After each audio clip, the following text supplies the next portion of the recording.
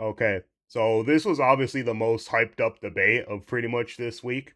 But anyways, before I start, I'm just gonna say that for me, like I've said it multiple times, but I always had a problem with Candice and the way she acted, and also the way she's basically used Charlie Kirk's death to finance herself.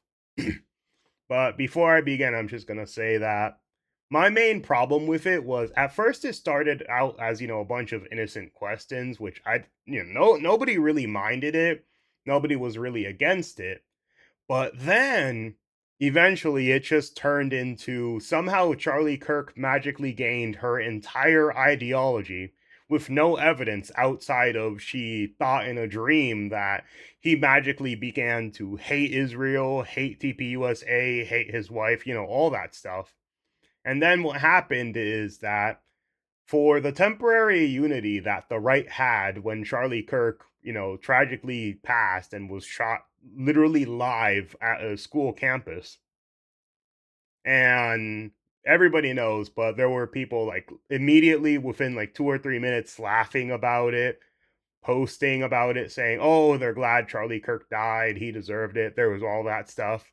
Then there was, I think it was like 2 to 4 days of like the investigation of nobody knew who it was or what happened, and then it came to a shock of everybody.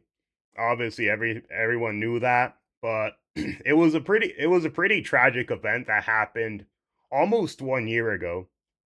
But yeah, and the worst part about like kind of what Candace did is that she immediately weaponized it and turned it into something that her fan base, I'm just going to say, her fan base is extremely annoying. And the worst part about them is that there's no amount of evidence that can prove to them that their conspiracies are wrong. But no matter how much evidence they have that barely exist, they will always magically associate it with what they want the outcome to be, rather than starting from, I need to look at the facts first and then come to a conclusion. They already had a conclusion, and their conclusion is, oh, they hate Israel, oh, they hate Turning Point, oh, they hate Erica, oh, they hate Donald Trump, oh, they hate like, whatever organization or stuff. And therefore, like, everything has to magically associate with that outcome, no matter how, like, no matter how, like, unorganized, how bad it is, how badly explained it is, how badly put together it is. Everything has to magically fit the narrative they want to exist, rather than going off of you look at everything and then see what you believe is the most likely outcome of it. And that's the biggest problem I pretty much always had with Candice, which is she made the entire thing about herself first and foremost. And then she talked about how like Charlie's friends basically never cared about him. And then she basically started making assumptions, but without really like saying 100% what was on her mind, which was like, oh, I think it is, but I don't know it is. But where she started making that like, oh, TPUSA did it. Oh, there were Egyptian planes. Oh, Israel did it. Oh, Donald Trump did it. Oh, actually, the French government did it. Oh, actually, like all these other things did it. And it was because those things already were in her ideology. She hated those things, or those things, recently came up and she had problems with them. And then she wanted Charlie's death to fit that narrative. But let's begin. Andrew Wilson versus Candice. I'm going to see it. And I think it's going to be a great debate. And yep, let's go. There it is. Okay, so we're officially live. Uh, Before I begin, I almost forgot. I give full credit to Michael Knowles for what he did when he decided he didn't want to host the event. I 100% give him credit. I 100% understand.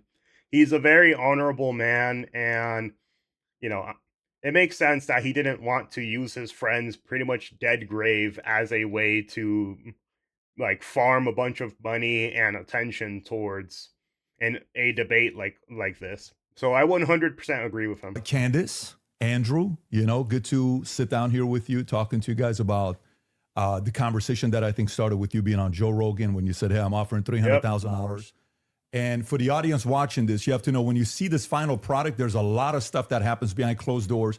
There was still communication till midnight, even some of the stuff this morning. Like it's like you're trying to sell a company. It's the last 24 hours that the deal doesn't work out, but kudos to the both of you guys that you made it work. The topic of discussion today, how this got prompted is, Andrew, you said there's overwhelming evidence that Tyler Robinson shot and killed Charlie Kirk. Yep. And Candice, your position was he's a patsy. Tyler Robinson is a patsy. So, of course, we'll talk about a lot of different things, but that's kind of how the whole thing got started. For the audience watching, I think this is truly for three different people. Number one is anybody out there that loves Charlie, respects Charlie, his legacy, what he did. We have a lot of love. Yeah. Oh, yeah.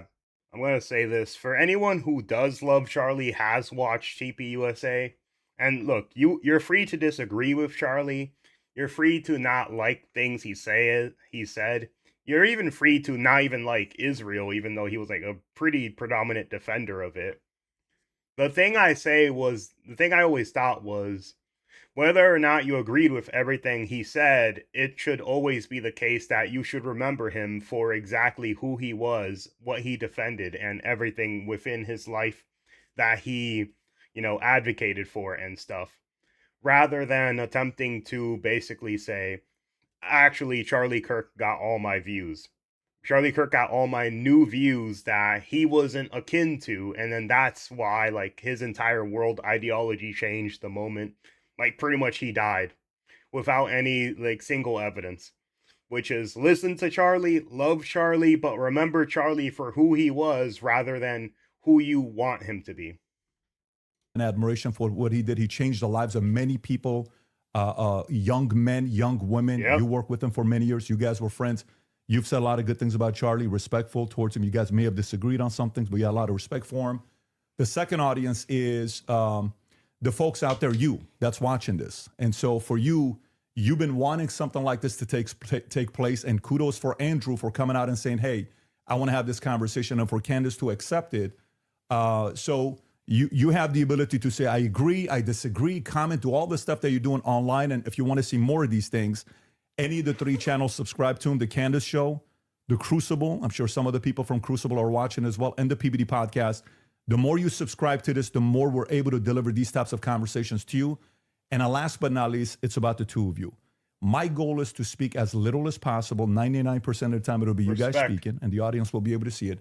If I jump in, just so everybody knows on the back end, both have agreed. In the back, there's three people representing Andrew and three people representing Candice to do fact checking. So at any point, if somebody makes a claim, the other can say, can we fact check this? I can jump in and say, fact check this.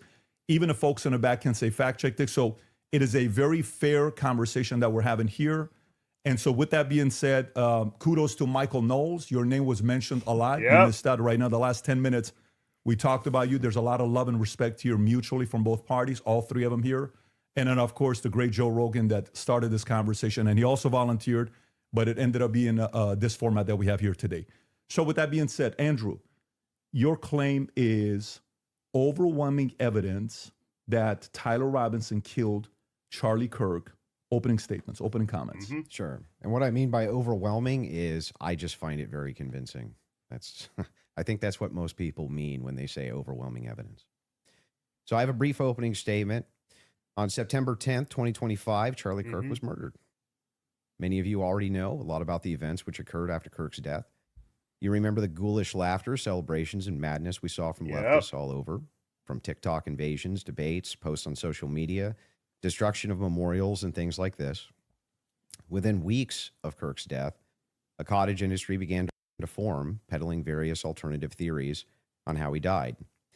What special interest may have killed him, what nations were involved, and was our own government one of them?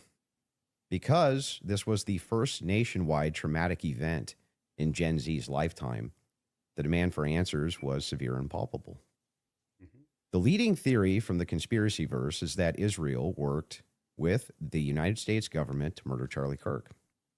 Within a day or two of Kirk's death, Ian Carroll claimed that Israel killed Charlie Kirk, and the conspiracy caught on like wildfire. This theory was built on one misleading piece of evidence, that in his final days, on or around September 8th, Charlie sent a text message reading, "Jewish donors play into all the stereotypes. I cannot and will not be bullied like this, leaving me no choice but to leave the pro-Israel cause.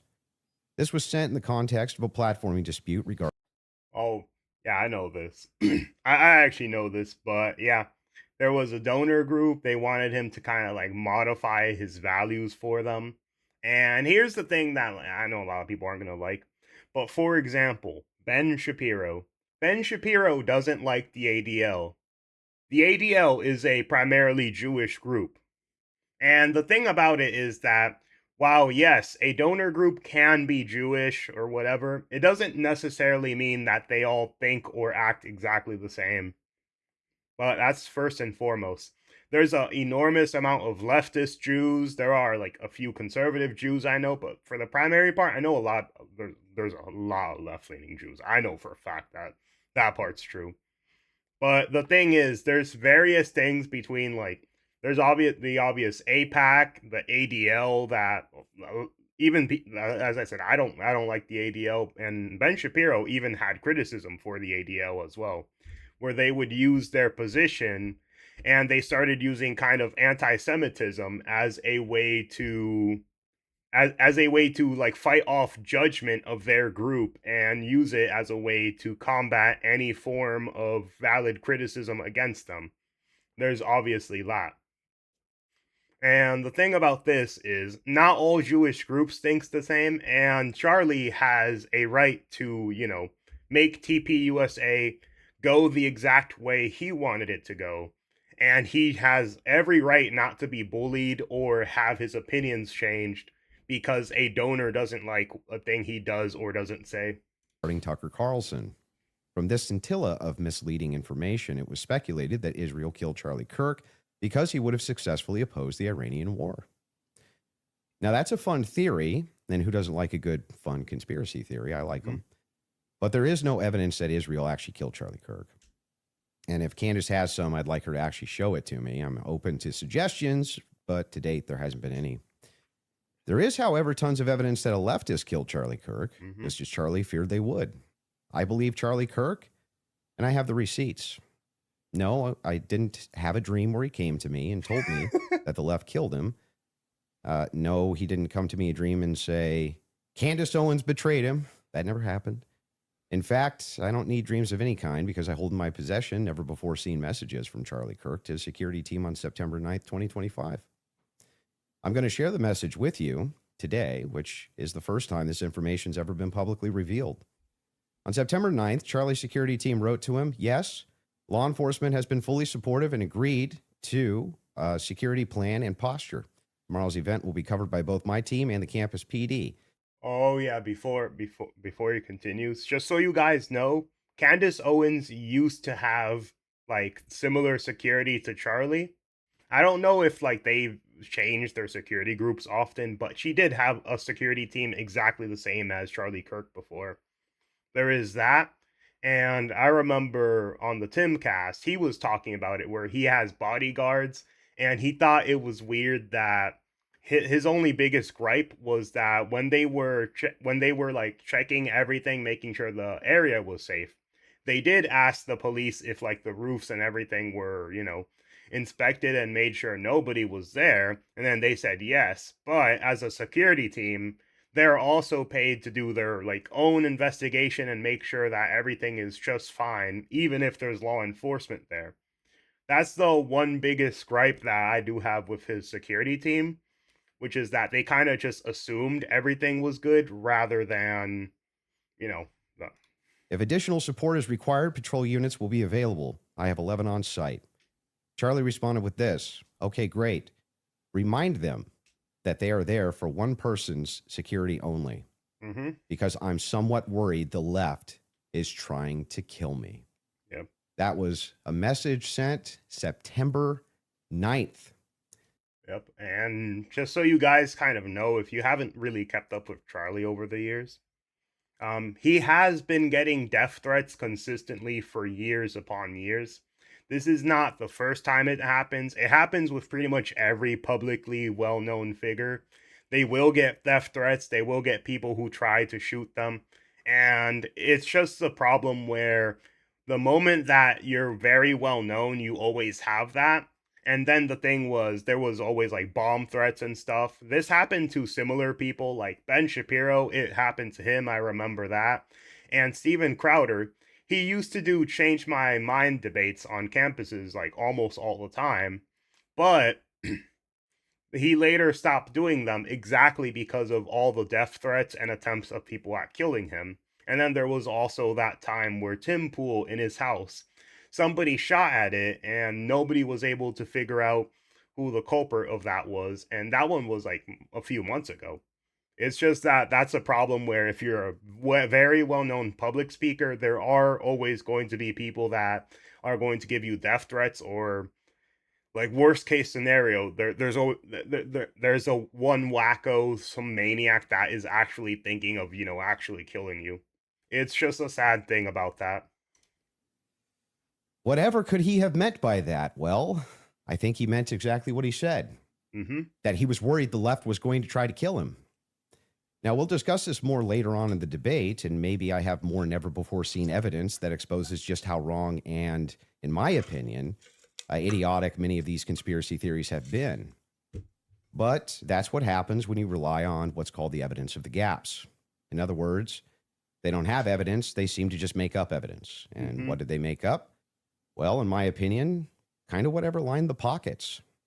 And I think it's ghoulish to profit off of the death of a good man. But we came here today to debate, and so let's get to it. The debate topic today is 1, my belief that there's overwhelming evidence that Tyler Robinson killed Charlie Kirk, and 2, Candice's belief that there's overwhelming evidence that Tyler Robinson was a patsy and didn't kill Charlie Kirk. In sum, the audience is going to decide who has more evidence supporting their theory. My theory is that the state is correct that Tyler Robinson is the killer, at least based on evidence so far, and Candice's theory that Tyler Robinson is not the killer and he's a patsy set up by the feds. To be clear, this is not a question of reasonable doubt. If it was reasonable doubt, and that's all it was, and that's all Candice was proffering, I wouldn't even be here having the debate with her. It's fair to have doubts, as a trial has yet to occur, and the state hasn't even begun to try to prove their case beyond a reasonable doubt. But Candice makes a more forceful claim. She claims. Yep.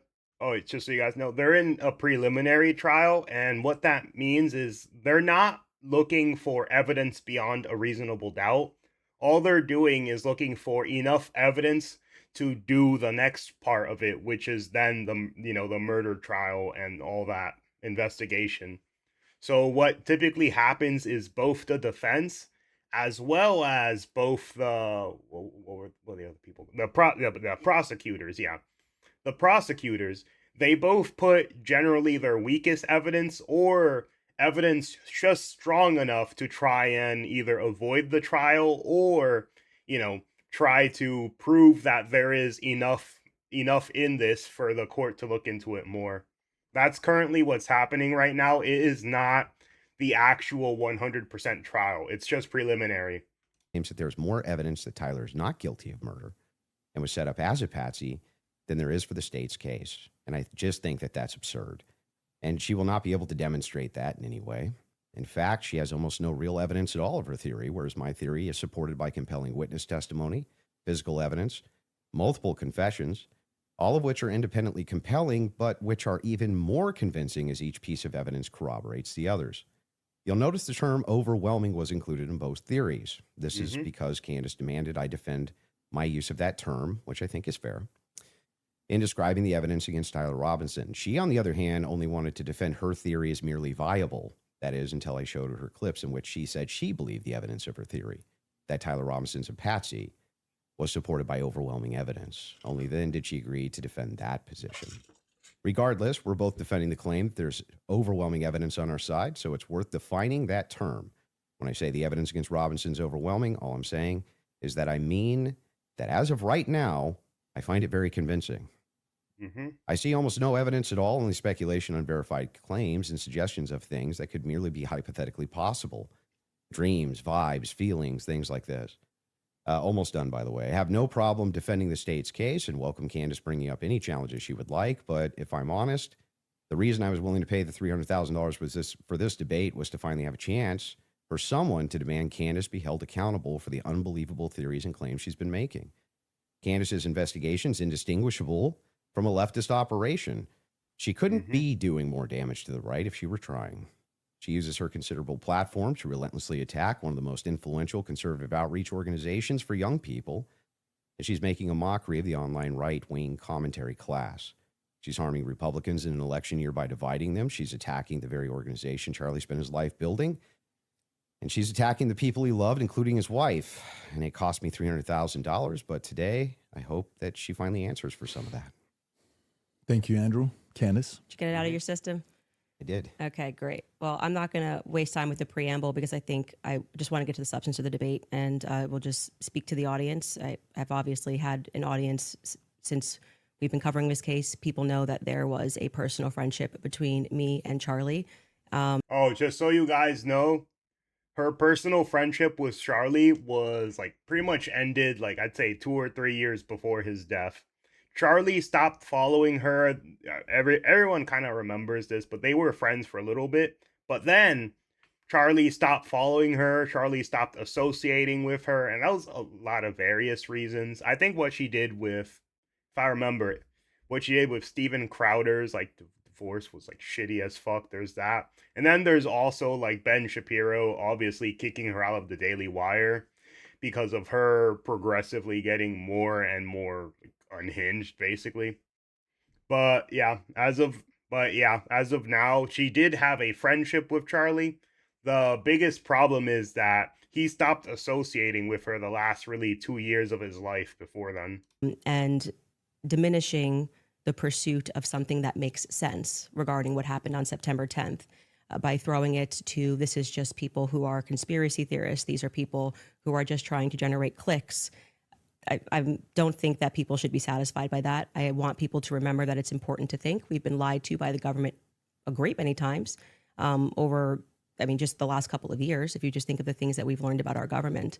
And I do want to say this.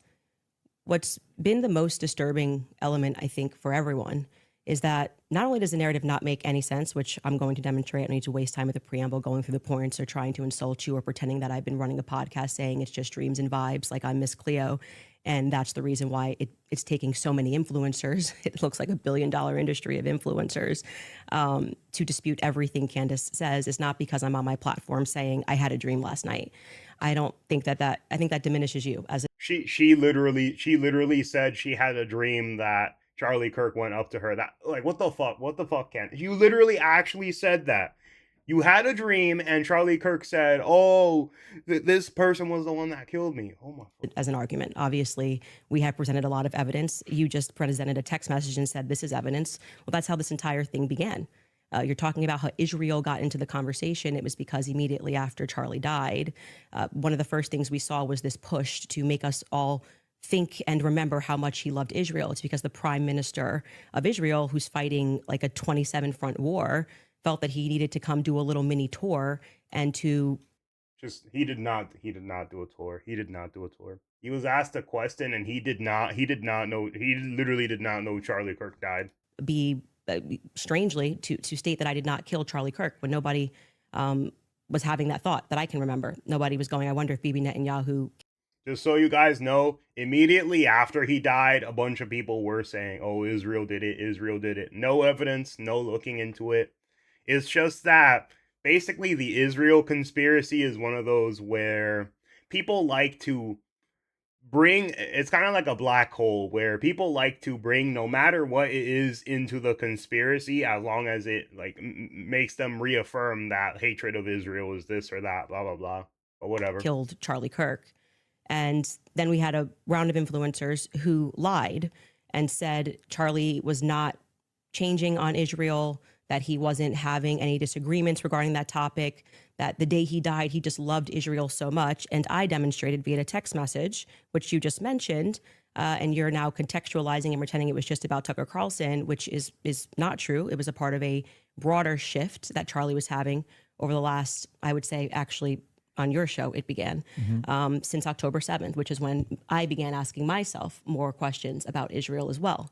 And so, yeah, when all of these things happen in the immediate aftermath, and then I drop a text message after everyone is denying that, Tucker Carlson then comes out and confirms the conversations that he had with Charlie.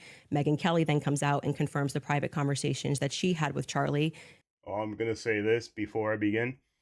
Tucker Carlson is a very well trained news anchor, and the difference between him and Candice, I find, is that Tucker Carlson is very good at like kind of when he's talking to someone or in a debate, he's very good at making things like shift towards a position that is better for him and that helps him out more.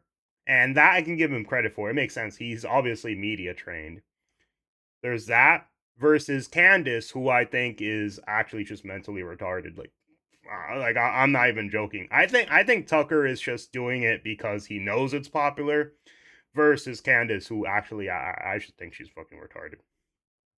But yeah, there's that. People then begin to ask a reasonable question, which is, why are we lying about this? If they were forthcoming with that and they had said, hey, yeah, Charlie was starting to ask questions. I think after October 7th, it's reasonable that people are starting to re-examine our relationship with Israel. We wouldn't be here today. But it has been lie after lie after lie, debunk after debunk after debunk. Yes, I did share that I had a dream that Charlie was betrayed. It's not a dream anymore. It's a reality. I look at And this is the thing.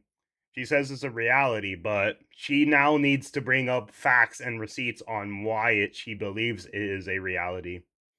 But we'll see. We'll see what she brings up. what the organization has become, the people that they are partnering with, the lies that they are telling, the extraordinary people that they're sending out to say that I hadn't speak to Charlie since 2018, and it begins to look like a conspiracy. Exactly. That's the thing I mean, that her and Charlie were not friends for like a couple years after that. That's the biggest thing that's the biggest problematic part about it, which is she wants to claim she was Charlie's best friend who cared about him the most.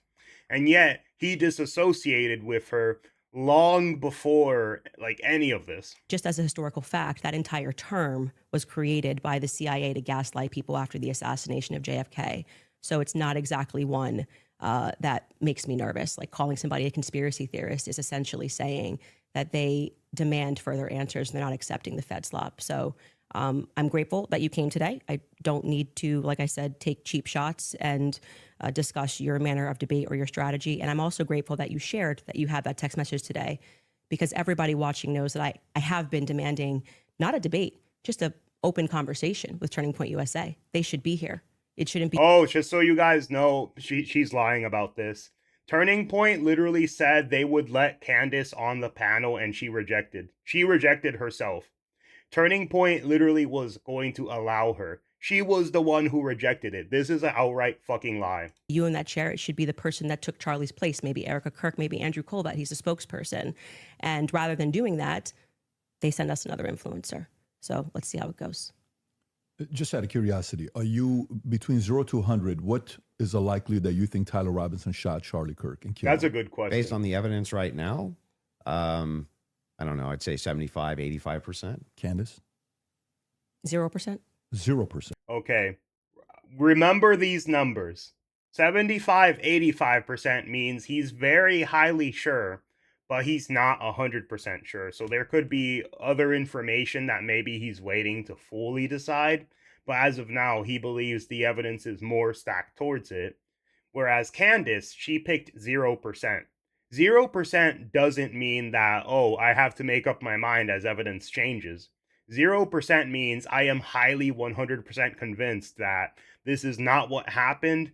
I don't believe this. No, and she's going to basically have a higher burden to like basically prove her reasoning for this. A higher burden because she said 0%. Not even 1% she thinks that this is likely what happened. And I think this was a smart move by Andrew. 75 to 85 gives you a little bit of wiggle room. Candice's option gave her pretty much nothing at all. So we're going to see how she defends it. I'm at 0. So With what we've seen in terms of the evidence, I'm at 0%. So not only, that maybe somebody was behind him as a patsy influencing him, you're not even saying that he didn't even shoot Charlie Kirk. Right. And kill him. If you said, was he involved that day, as Right. I have consistently said on my platform, I would say yes, he was. I don't know what role he played, but as the shooter, 0%. Do you have any evidence for it? For what? My percentage? The fact that he didn't shoot and kill Charlie Kirk. Yes, which I'm hoping we're going to get to all of the evidence that he Let's feels see. that he has. I mean, I'm not even convinced that Charlie was shot from the rooftop on Losi that day based on the evidence that has been. Do you think he was? She's gonna talk about the exploding mic thing, but I'll immediately point out a huge flaw in it. Let's say this. Let's say this is theoretically a mic. If she does bring up the exploding mic, and you use ballistics, right? Let's say the mic was shot and aimed at Charlie's neck, and then shot here. The problem with that theory would also be that the mic, because of that force, would have to move this way, would have to move forward. The problem is, like, people who saw Charlie Kirk shooting, the mic fell with him, not away from him. That is the biggest problem with the exploding mic theory.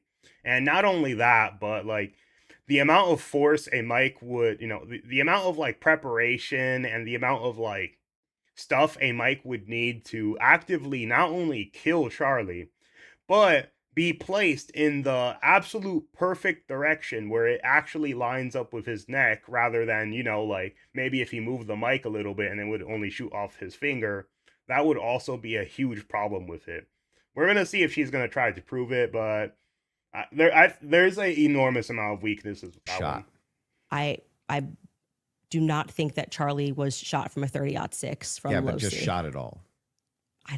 I don't know. I think that a projectile hit Charlie, and I'm open to other people's presentations, but I have not seen projectile. any compelling evidence that Charlie was shot by a 30-06. Can we see maybe if we're gonna? Just so you know, a 30-06 is basically like the brass casing that holds the bullet.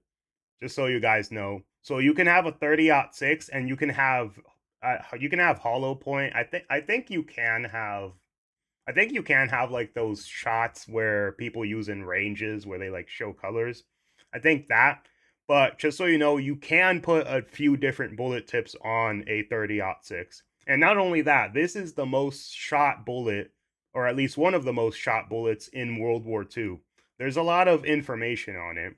And the way kind of bullets work is basically that depending on where you shoot them, sometimes they'll have an exit wound, sometimes they don't. If a bone is strong enough, sometimes it will just break into it. There are other times where it will just stay inside of your flesh and that's it. And what varies is the distance, the bullet, and also that military bullets are usually stronger than civilian bullets. There's that too.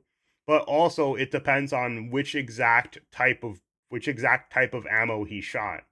Because, like, let's say if he had armor piercing, that would have 100% went through his neck. Let's say hypothetically he did. But if he had like any other normal type of round, some of them are made to expand and then like kind of slow down when they hit something, while others kind of just break and then spread apart. And that's the thing about the exit wound. Have an olive branch to each not other. being there. If maybe we Because can it hit his neck. establish what we consider the facts of the case to be first. Yeah, sure. Okay. So you're not sure if he was actually shot.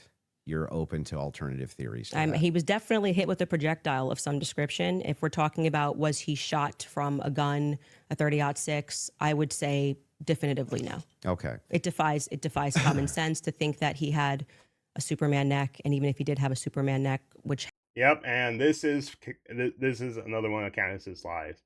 But I wish I could pull it up here, but I know YouTube's very like sensitive about showing like actual gun sites. But you can have a 30-06, but depending on the type of ammo you use with it would vary. And what she's basically assuming is that all 30-06 ammo is exactly the same. There are various differences between them, and this is another weak point I see in her argument. has been demonstrated. I think actually But yeah, think of it as the casing, the bullet, and everything put together. That's basically what a 30-06 is. The casing for the bullet generally. So yeah. recently a YouTuber actually set up Spalhalla steel cages and shot it and it went through. So under no circumstance will I. So at least not a 30-06. Definitively not. A Okay, 30-06 but you from are Losi, open- 150 feet. No. But you're not necessarily closing off the avenue that he could have been shot at all. With maybe a smaller. Smaller caliber. Okay. And then there's some things that I'm going to make concessions on that I do think we need more answers on, and I'm fine with that. And we can get to those things as well. The other thing is in the timeline, one of the things that we dispute, I think, on the timeline is that you think that Robinson drove hours away to a steakhouse in Yes. the timeline. Is that correct? Yes. Okay. And what's the compelling evidence that you think you have there? I spoke to the owner of the restaurant, and I have seen the receipt. I know the conversation that I had, and I think it's enough that it will be presented. Obviously, if this goes to trial, but yes, I do believe that he was in Panguitch, which is near his grandparents' home. Did he give you an unedited copy of that receipt? I have seen an unedited copy of that receipt. It was not given to me from the owner, but I want to before. Just so you know, that's highly convenient that she's seen the receipt but was not given it.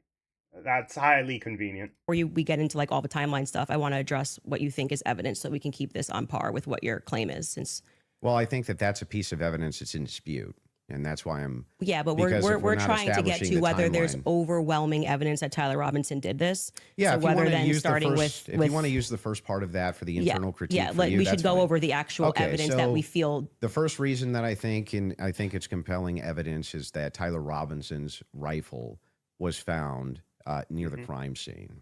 So I would consider that to be very good evidence. And also the fact of the matter is that I dispute this claim that a 30-06 could not have made this wound. I think that that's absurd. 150 grain Remington core lock absolutely could shatter when it hits the neck of any human being. When you say that there's some steel neck and it's a smaller caliber, you have to make a counter explanation. Why wouldn't a smaller caliber also go through bone? It could. I didn't say it can't. Right, exactly. So if that's the case, then ammunition is going to be the critical key here. Yep. And here's the thing, too. A spine is, it's not the strongest bone in your body, but it's a pretty solidly strong bone for what it is. So there are cases where, because it was shot at your spine, it would break. Like, obviously. And if we have frangible ammunition, which we do in this case, a flex tip round, well, I'm sorry, not a flex tip, a soft point round from 150 grain Remington core lock, that's just a small jacket that goes around the actual lead piece. This thing could have split apart in air for all we know, but definitely upon impact. And we have the medical examiner who confirms this in a summary. And my team can bring that up, the summarization, which means he would have to be a part of some kind of conspiracy as well. Okay. So just to start with your point about saying that the gun was found near him, near Losey Center, or I guess off in the woods. That gun, did you watch the testimony? Did you watch the preliminary hearing? Yeah, we covered it live. Yeah. Okay. So forgetting what the summary of the medical report was, did you watch the Just so you know, the testimony, we're going to remember this because I have a feeling she's going to bring it up again. But let's see. testimony that was given by the Caitlin Oliver, the ATF woman, Samantha Carner, any of those people who went into the science of Yes, I recall. You're talking about the bullet when analysis. Yeah, when they went into the DNA. Okay, so that's kind of the most relevant part. Okay. I'm not denying, I've never denied on my platform or anywhere else that a gun owned by Tyler Robinson was found near the crime scene, right? That doesn't remove, if you think somebody's set up as a patsy, you could take a gun out of this room right now and you could walk out and plant it in the woods near a crime scene. I agree. That's not convincing evidence to I me. concur. That's not a bad point. I will say this, which is that it's not necessarily that this one thing by itself proves that he did it. It's more so various things put together that all coincidentally lead back to Tyler Robinson basically show that he is 99% likely the culprit of it. But yeah, concur with the fact that that's a possibility. So you logically possible. I think, have said on a platform that you were a gunsmith. Okay. And for how many years? Many, many years. For many years. You also said that you were an Army sniper. I wasn't a sniper in the Army. Okay. And I never said that. by the Sorry, way. your wife tweeted that you were an Army sniper. Yeah, I don't know. Like 15 years ago, she said something. Does it She said change that 15 years later? She said that it was colloquial. So Army sniper is a colloquial term? Yeah, I was never an Army sniper. Okay. What did you do in the Army? Did you teach this? She then corrected it and said you taught rifles in the Army? No, I didn't teach rifle. No, I taught rifles as a private citizen. Okay.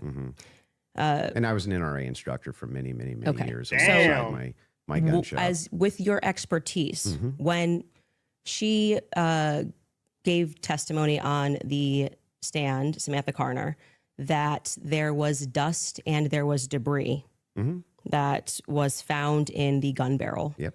And then when we had the person who, and this was, I believe, Caitlin Oliver, who explained painfully about the DNA, the prints. Well, let's start with a point at a time. I'm not done. You said something, so I'm going to finish my thought, right? You don't want to do a point at a time? No, well, sure. If you want to respond to, Well, I but wanted I to want you to start respond with to the 2 points. debris. I want you to start with 2 points. Okay. Dust and debris in the gun barrel. Yeah. Secondly, the fact that there were 5 sets of prints, 5 plus actually by the end of the testimony, 5 sets of prints for which we already had the woman who worked for the FBI forensics testify that above 2 prints, if you're taking a sample, it's no longer a science, right? She testified that when they took the sample of what was on the trigger, they saw 5 plus prints. And among those 5 plus prints, Tyler Robinson's was the most degraded.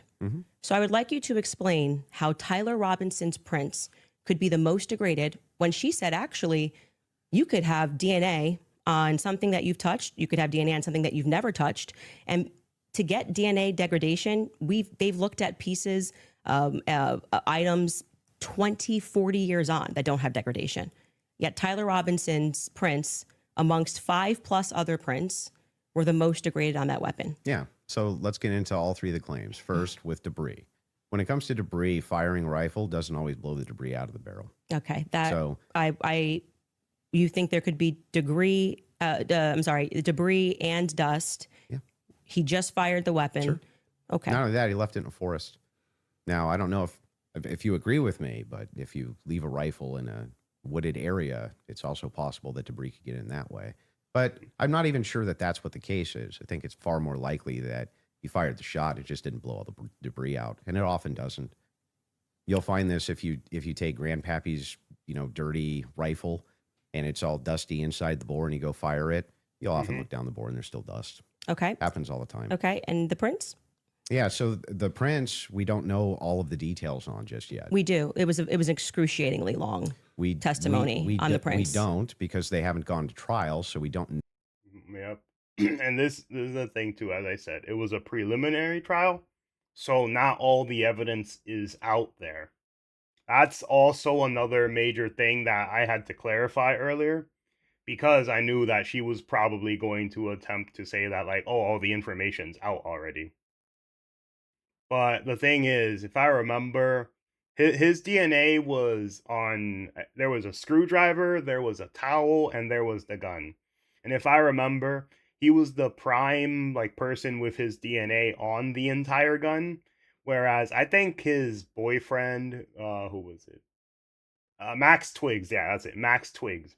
Max Twiggs, I think his DNA was primarily either on the towel or the screwdriver. But he was like the guy who was found the most DNA on that. But in terms of that, Tyler Robinson's DNA was still found on it. It was just less of it. And then for the rifle as well, Tyler Robinson was the major person found on every part. And I think the only part might have been either the bolt or the trigger, one of those, where he was not the major guy. But in terms of every other aspect of the gun, the majority of the DNA that was on it was his. No, on the print front, but Tyler Robinson's DNA was on there. You made the claim that Lance Twiggs' DNA was on there, and it was not. Well, when she gave the testimony, no, hold on. First, let's go to your. Yeah, that's what I mean. His DNA was on the screwdriver and the towel, not on the gun. Not on the gun. As far as I know, it was not on the gun. First point, because that's wrong. We can get a fact check on that. What do you mean we don't know until it goes to trial about the degraded prints? She testified, and this is the person who took the prints. Yes, but the problem is that inside of this particular testimony, you agree with me that there's going to be much more of the DNA analysis in the trial, right? But you also would agree that her fact is not going to change, that among the prints, his was the most degraded. Even so I'm asking you to address that. How could that be possible? Let's give it, let's just grant this for a second as a possibility that his fingerprints were degraded.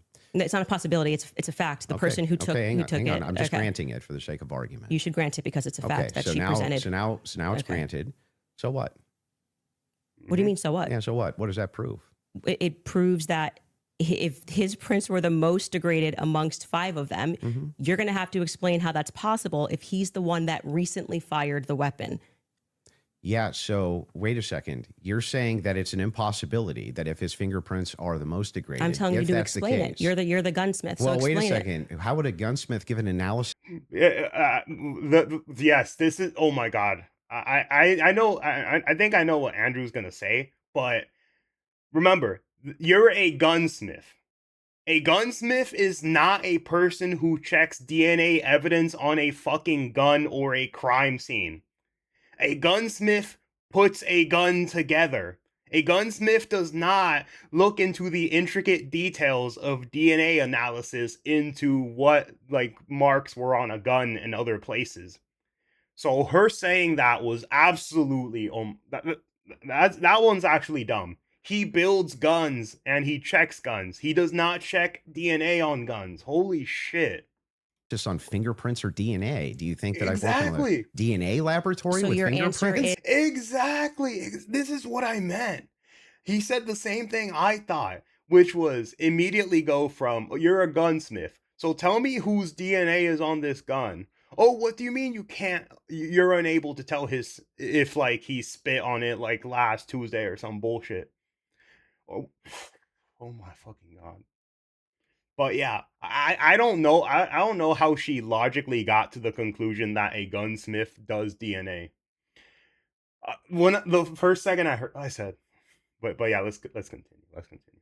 I don't know. You can just say you don't know. But you I don't did. have to. But I did. No, you said so what? So Yeah, say so- I don't know. I but what actually would don't that- have an what explanation would that for that, prove, Candice. though, is my question. Well, I think that what it would prove is that it is a more viable theory that people who had stronger prints on the gun may have used it more recently. Did they say who else had fingerprints on the gun? They named It was his dad. I think it was also his granddad because it obviously was his granddad's rifle.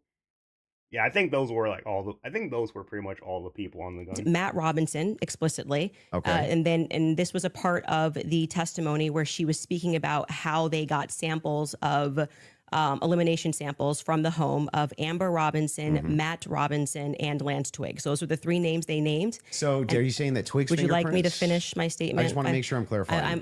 I'm trying to finish the answer, but it can't be clarified until the answer comes out of my mouth. Okay, So go ahead.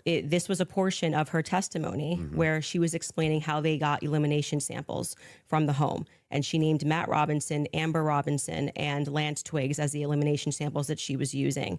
And so she explicitly said, some of them, so we can assume 2 out of the 3, were their prints were found on the gun. She explicitly named Matt Robinson as someone who had prints on the gun, and then said there were 5 people that they had taken that sample from. And again, what's also relevant here is the earlier testimony, which came from the FBI forensics analyst, I believe it was on day 2, where she said that when you're using those mixtures and those samples and you get up to 5+, it's really hard to make any sort of a determination. So both of those things are relevant.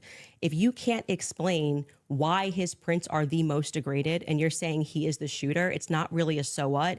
It's an open-ended question that people have a right to pursue. It's not a conspiracy. It's actually proof of my claim that there is evidence that he was set up as a patsy. That wouldn't prove anything about him being a patsy. It said And this is another thing, which is that this is one thing I could give her some credit for, but then immediately go to he was a patsy. By it, this by itself is not really strong enough to prove her point. She has to use other things alongside of it. But let's see where she goes with it's it. evidence to support the claim that he could have been set up as a patsy. So this is why I said earlier, so what? Because even if it's the case, this doesn't have an explanation for it yet. That doesn't actually give you any evidence in your corner for Tyler Robinson being a patsy. Okay, hang on. I didn't cut you off, right? You would need to actually explain how this would demonstrate Tyler Robinson. This is tied into to Robinson being a patsy. Are you claiming that these fingerprints were Lance Twiggs or that he had any DNA there? I'm saying that it could be Matt Robinson, it could be Amber Robinson. That sort of information is going to come out during the trial. How would that tie into the idea that he's a patsy? Yes, though? because if his is the most degraded prints and the information that I shared on my platform is true, that this gun was given to Tyler Robinson as an heirloom. I had conversation with members of the Robinson family, Twiggs family, both of them, you know. Okay, we're going to I'm going to note that down for later. She had conversations with his family. She doesn't specify who it is, but this is probably good. This is probably going to be important for later. Like I said, we're not just dreaming. And if we're having those conversations and they told me that that gun was only given to Tyler Robinson because it was a family heirloom. Okay, so it was his grandfather's gun or great grandfather's gun. Okay. I don't remember the difference. I don't remember which one it was. And so he got it because he's the firstborn.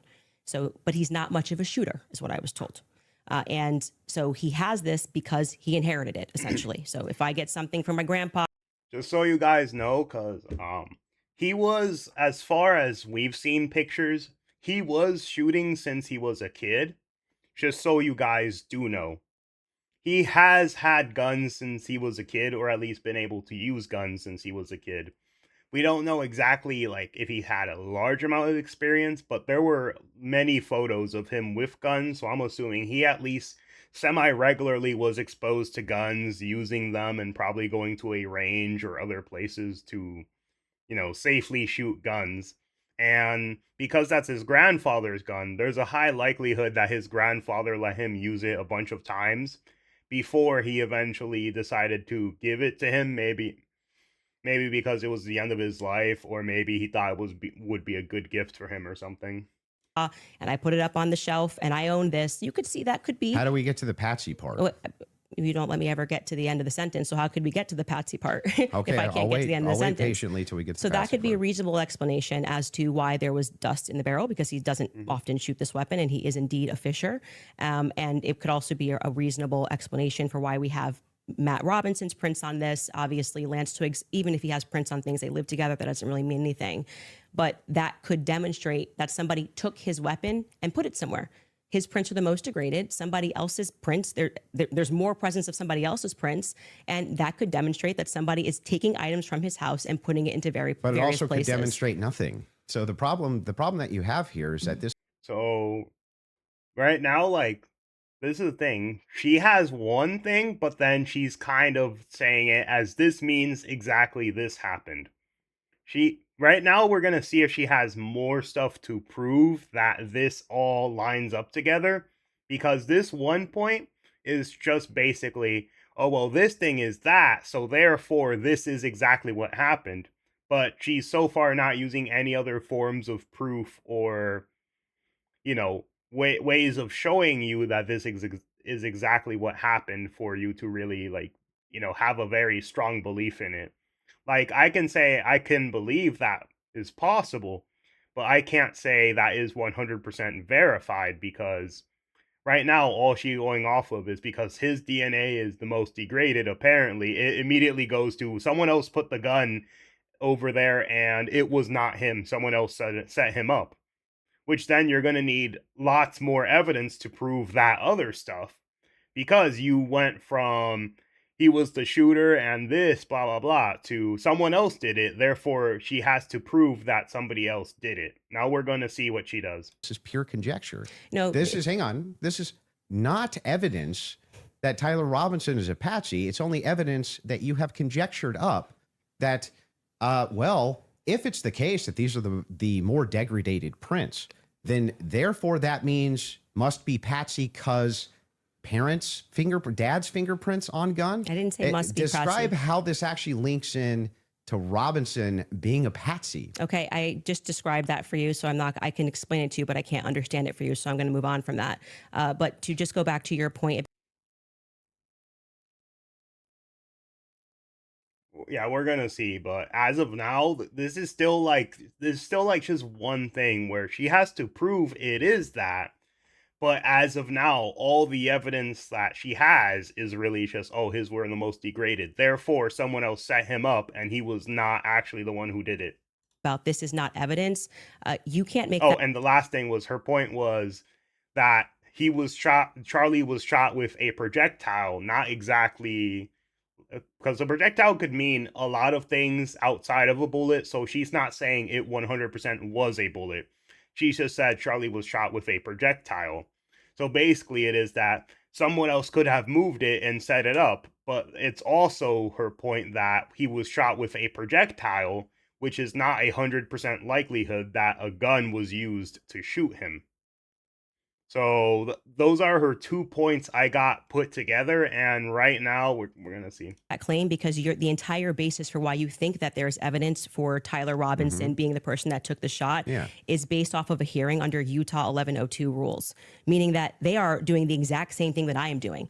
This is the state. You said you're here to represent the state. Well, did you watch the Well, preliminary no, I hearing? didn't say I was here to represent the state. The state's position you think is strong and No, convincing. what okay? I'm here to do is represent my own opinion, You which said is in that your opening based on statement- based on the evidence presented so far by the The state has that I find it presented convincing. evidence under Utah's 1102 rule. But this doesn't demonstrate any patsy No, that's very behavior. important because that rule is hearsay.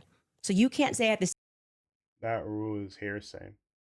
I'm gonna quickly search that up. Utah 1102 rule. I have to search that up. I haven't heard of that before. Let me see.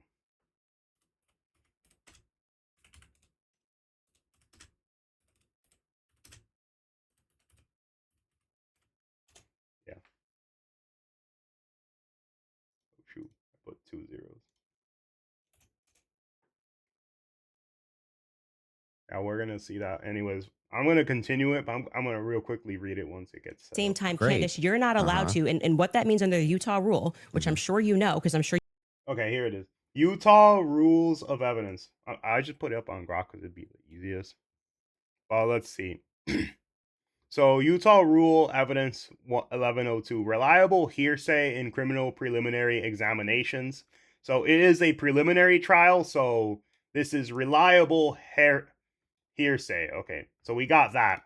Allows reliable hearsay to be admitted at criminal preliminary examinations, also called preliminary hearings in Utah. A statement of rule. Reliable hearsay is admissible at criminal preliminary examinations. Okay. So it's admissible for the later trial. Got it? Definition of hearsay. For purposes of criminal preliminary examinations only, reliable hearsay includes hearsay evidence admissible at trial under Utah rules of evidence, hearsay evidence admissible at trial at Rule 801 of Utah's rules of evidence regarding the availability of declarant and at preliminary examination, evidence establishing the foundation for the authenticity of any exhibit, scientific laboratory forensic reports and records, medical autopsy reports and records, a statement of a non-testifying peace officer to a testifying peace officer, a statement made by a child victim of physical abuse or sexual offense which recorded in accordance with Rule 1505 of Utah Rules of Criminal Procedure, a statement of declaration which is written, recorded, transcribed verbatim, which is under oath or affirmation, or pursuant to notification to the declarant that a false statement made therein is punishable, and other hearsay evidence with similar indicata of reliability regardless of admissibility at trial under Rules 803 and 804 of Utah Rules of Evidence. Okay. There's a lot more. Continuance for production of additional evidence. If hearsay evidence is pre-offered or admitted in the preliminary examination, a continuance of hearing may be granted for the purpose of furnishing additional evidence of. The magistrate finds that the hearsay evidence preferred or admitted is not sufficient and additional evidence is necessary for a bend over, or the defense establishes that it would be so substantially and unfairly disadvantaged by the use of hearsay evidence as outright the interest of declarant and the efficient administration of justice. Except as provided paragraph D2, a prosecutor or any staff of the office of the prosecutor may transcribe a declarant's statement verbatim or assist a declarant in drafting a statement. A prosecutor or any staff for the office of the prosecutor may not draft a statement for a declarant or tamper with witness in a violation of Utah Code Section 78803. A court may not admit reliable hearsay evidence in the accordance with the rules unless there is testimony presented at preliminary examination described in Rule 78 of Utah Criminal Procedure. The procedure is not required to introduce evidence that corroborates the substance of a statement submitted under paragraph 8b for the statement admissible at the preliminary examination. The prosecutor may, but is not required to call the declarant of the statement submitted under paragraph 8b, the preliminary examination. Paragraph E does not otherwise limit the defendant's rights to call witnesses under Rule 7.8 of the Utah rules. Okay, so a very reliable thing I saw here was a court may not admit reliable hearsay evidence in accordance with the rules unless there is testimony presented at the preliminary examination. So what's happening, as I see, is this is reliable hearsay for at least some of the information in the preliminary that they're using just to get it passed so they could use it in the final court case. So now that we got all that under wraps, let's continue it. Or you watch the preliminary hearing and yourself understand what that means, is that the entire hearing was hearsay. It means none of that information that was presented is going to be allowed. The majority of it, the overwhelming majority of it, is not going to be allowed at the trial. She immediately fucking lied. She immediately fucking lied with a straight face. Holy shit. You saw that? She fucking lied. No, it was so good. I read the entire thing word for word before deciding to use it. So a court may not admit reliable hearsay evidence in accordance with the rules unless there is testimony presented at the preliminary examination. So that means all the hearsay is being used right now so they could use it in the later court case, which means that this bitch is just fucking lying. She is fucking lying. Holy shit. 1 second, literally 1 second after I read all that, she immediately lies. Holy crap. Okay, let's continue. But damn, I made such a good call deciding to read what that was before continuing. Holy shit. Allowed to present when it's just a probative hearing. I don't think all the evidence that was put in was hearsay. Okay, you didn't watch this case. But not only that, no. This is a huge point. This is crazy that you don't know this. We can call for a fact check if all the evidence we need more than a fact check. This was every single day. Utah Rule 1102. They want to go there. So they said there's a medical examiner's explanation of the shooting that's in the back. Rob, if you want to pull it up. And then, Candice, if anybody from your team wants to pull something up, no problem as well, but they're requesting it. If you guys got it, pull it up so we can show it. And in the interim, is that it? Yeah. So I'll read this. Just what are we looking at, just so we know? Yeah, so this says, the bullet, or at least part of it, sequentially perforated the interior left of Mr. Kirk's neck, strap muscles of the left side of the neck. This is a summary, by the way. Left common cartoid on the left internal external jugular veins. The bullet also obliterated. I'm not a doctor. I just know it's the neck area. I'm not a doctor, so I don't know the specifics of exactly what they're talking about. But I do know it was his neck. So they're talking about shit in his neck.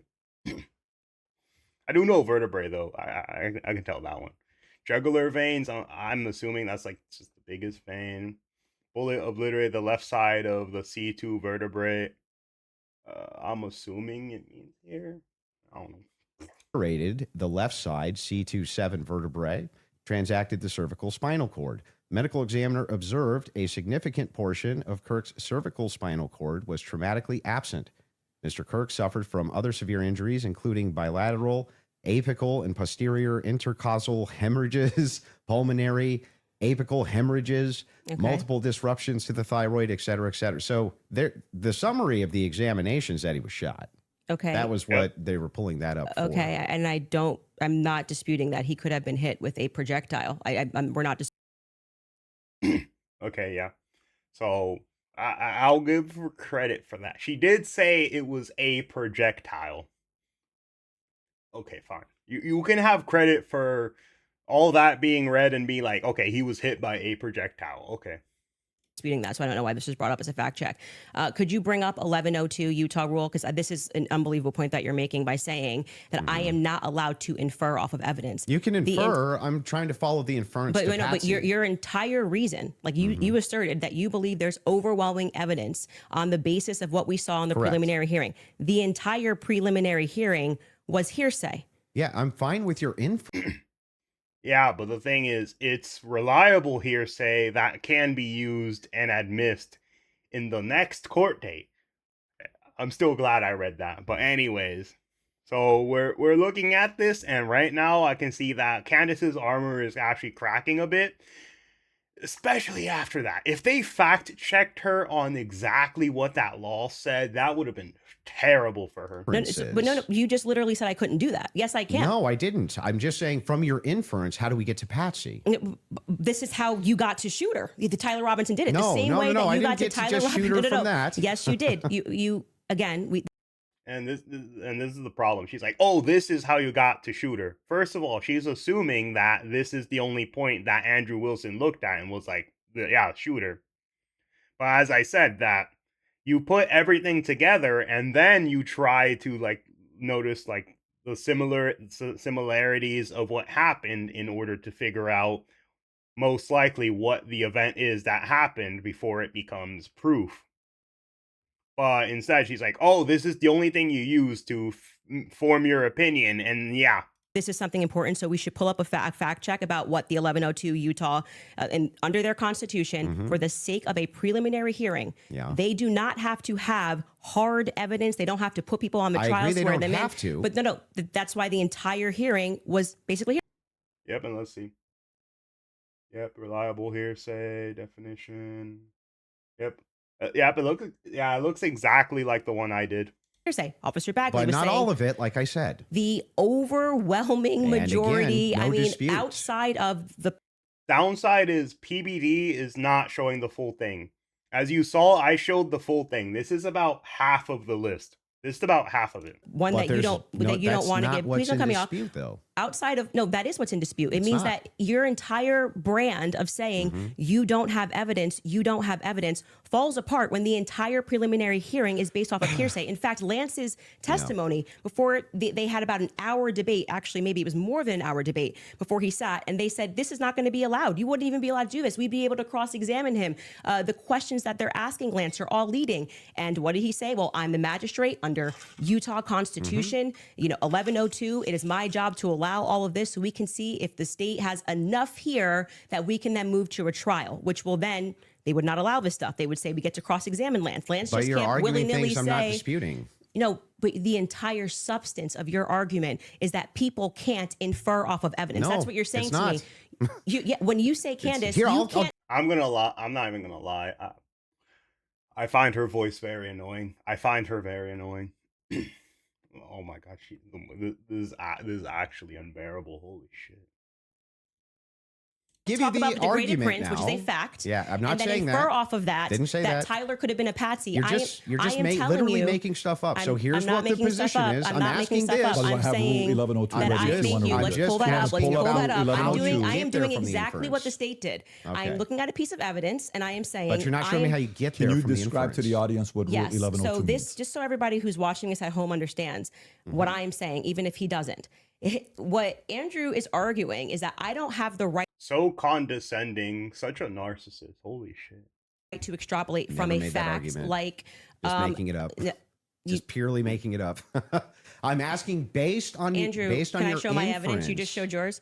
Reliable hearsay. You'll get a chance. Reliable hearsay in criminal preliminary examinations. The entire preliminary hearing that you just saw was on the basis of reliable hearsay. And what that means essentially is the people who are making the statements can just say, Patrick told me that he did this on Monday. Patrick's not here. And that is, they can allow that into the hearing. That's just because it's just meant to be probative. And so it's the state saying, here's what we have inferred. So you are allowed to take a piece of evidence and then you are allowed to infer off of that evidence. Okay. Case in Thing point, that's a nobody's demonstration disputing. that's a demonstration of what I just did. I said the prints were the most degraded off of Tyler Robinson. And from that, what I am inferring is that it's plausible that Tyler Robinson was set up. That doesn't, Okay. that's the point in contention. That's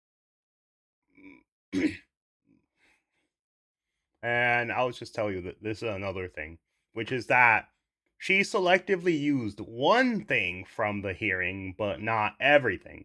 So she's picking out, well, this one I can fully accept, but then this other one I can not only not accept it, he was actually set up to do this, and that's exactly what happened. So that's her main point right now. not a point in contention. That's the point in contention. It's not a point in contention. If you're saying it's a It point, is the point in contention. it's not the point in contention. I'm telling you that was what the entire hearing allowed for. So the evidence that Great, he is but describing, we're asking you that now. he is using to argue his case, is all based on inference, not fact. Great. Inference, not fact. So We're what they are just- inferring off of the facts. So again, we're going to take this, and I'm just going to even grant it because it's irrelevant. I'm asking how you get to the inference that even if you dispute that piece of evidence, that means Patsy. I'm looking for the logical chain for how you get to that inference. What I am telling you is it's the exact same way that when you tweeted, I think that this evidence is overwhelming. When they say that looks like Tyler Robinson's car, he drives a similar car, okay? They are inferring that that's Tyler Can Robinson. you walk me through the inference so that I understand? It's not a fact. It's not a fact. When you show a blurry image, which you kept citing that we have No, I'm images. talking about your inference that the fingerprints, even if they're degraded, equals Patsy. How do you get that inference? I didn't say Exactly. equals Patsy. I think it is enough evidence that it should be explored, which is exactly what this preliminary There's was no- in the but inverse. That's not what in dispute. What's in dispute is when you said, I'm using this as evidence that he could have been a Patsy. I'm asking, how do you get the inference to Patsy from that? Because what I am saying is that it shows that somebody else had more DNA presence on that gun than Tyler Robinson did. So it is plausible, which is all they're doing. They're presenting plausibility based off of the facts, okay? It is plausible that somebody just took his gun and put it there. That's it. Is there equally And this is the thing too, which is like even if what she's saying was true with the thing, how do you get to someone else planted the gun? Because right now we still got, so Charlie Kirk was shot with a projectile. That is number one. But now she's fighting on someone else could have planted the gun. Okay, so somebody else could have planted the gun, but you're only selectively using one part of it, but not the other, but not all the parts of the hearsay, I guess, because maybe you don't, maybe because it obviously it doesn't fit your narrative. So she's going off of that immediately to, this is the obvious conclusion that all this leads to, oh, he was set up, he was forced into this, blah, blah, blah. That's how it works. and is there equally 100 other plausible explanations? I think that's the reason why most people are exploring when things don't make sense. Got it. So, So- yes, at the beginning of that, this is how the court process works. So just so we're clear, if this there's is the 100 other state's evidence plausible and they're inferring. explanations, then Candice, why is it that we should go with this idea that it was a Patsy? I'm not saying that we should go with the idea that it was a patsy. I am saying that there is. Oh, Just- I thought that was the whole defense, your whole claim No, today. my whole claim was that there is more evidence that he is set up as a patsy. How does that equal evidence of Patsy? I don't know how many times I can say this. Like I'm saying that I am using the exact same. And this is the thing. Candice is very used to kind of being sheltered in her own setup. And because of that, she's used to not being like challenged or not being forced into fighting for her position. And right now, what I like is Andrew keeps bringing it back to the point, which is how does this immediately conclude to that? She could, instead of fighting that this automatically equals that, say, I have other things that also make me reliably believe that it equals this. But instead, she keeps going back to this, and it's so weak that it's basically just, oh, well, I have a feeling that because all that, it immediately leads up to he was set up and the gun was placed there. But also, Charlie Kirk was not shot by but also Charlie Kirk was shot by a projectile. We don't know what it is. So that's so far her entire point. Mechanism that you are Mhm. accepting for some reason in the Utah courtroom, Yeah. right? To say, I'm going to look at the evidence and I'm going to infer an alternative theory. So you just saw the states and you're accepting it. And they have not presented any concrete facts. You listed on your own Twitter that what you found to be convincing was something that looked like his car pulled into the driveway, a blurry image. No, I didn't. A standard white guy coming up the steps that could literally be anyone. This never happened. Can we get a fact check on that? check Can it. we pull up his I tweet didn't- where it- he goes I over didn't the say four? that's Just so you guys know, Andrew has not talked about like any of the images yet. She's the one who brought up the images, and yet you're talking about, oh well, this obviously means that. Andrew has not once brought up his images yet.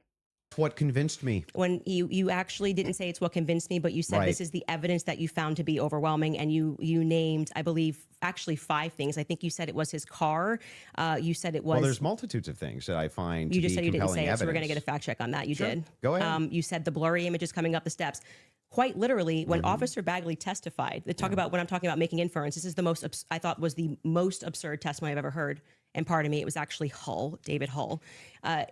They asked him a question. How did you know the guy in the maroon shirt was the same as the guy that came up the stairs later that was wearing the American flag black shirt? And he said, they're wearing the same shoes. Why is that absurd? I mean, so someone could take off their shirt and then, still have the same shoes on. And obviously there could be a coincidence that maybe it was just a guy with the same shoes. There is that. But I have a feeling Candice is not fully telling the truth, because I know for a fact she's lying. But let's see. That's how you decided these two are the same people. Oh, wow. What a scientific. They're both wearing Converses. Okay. That's an absurd thing to say. That is not evidence that these are the same people if we're both wearing Converses. That was what he said.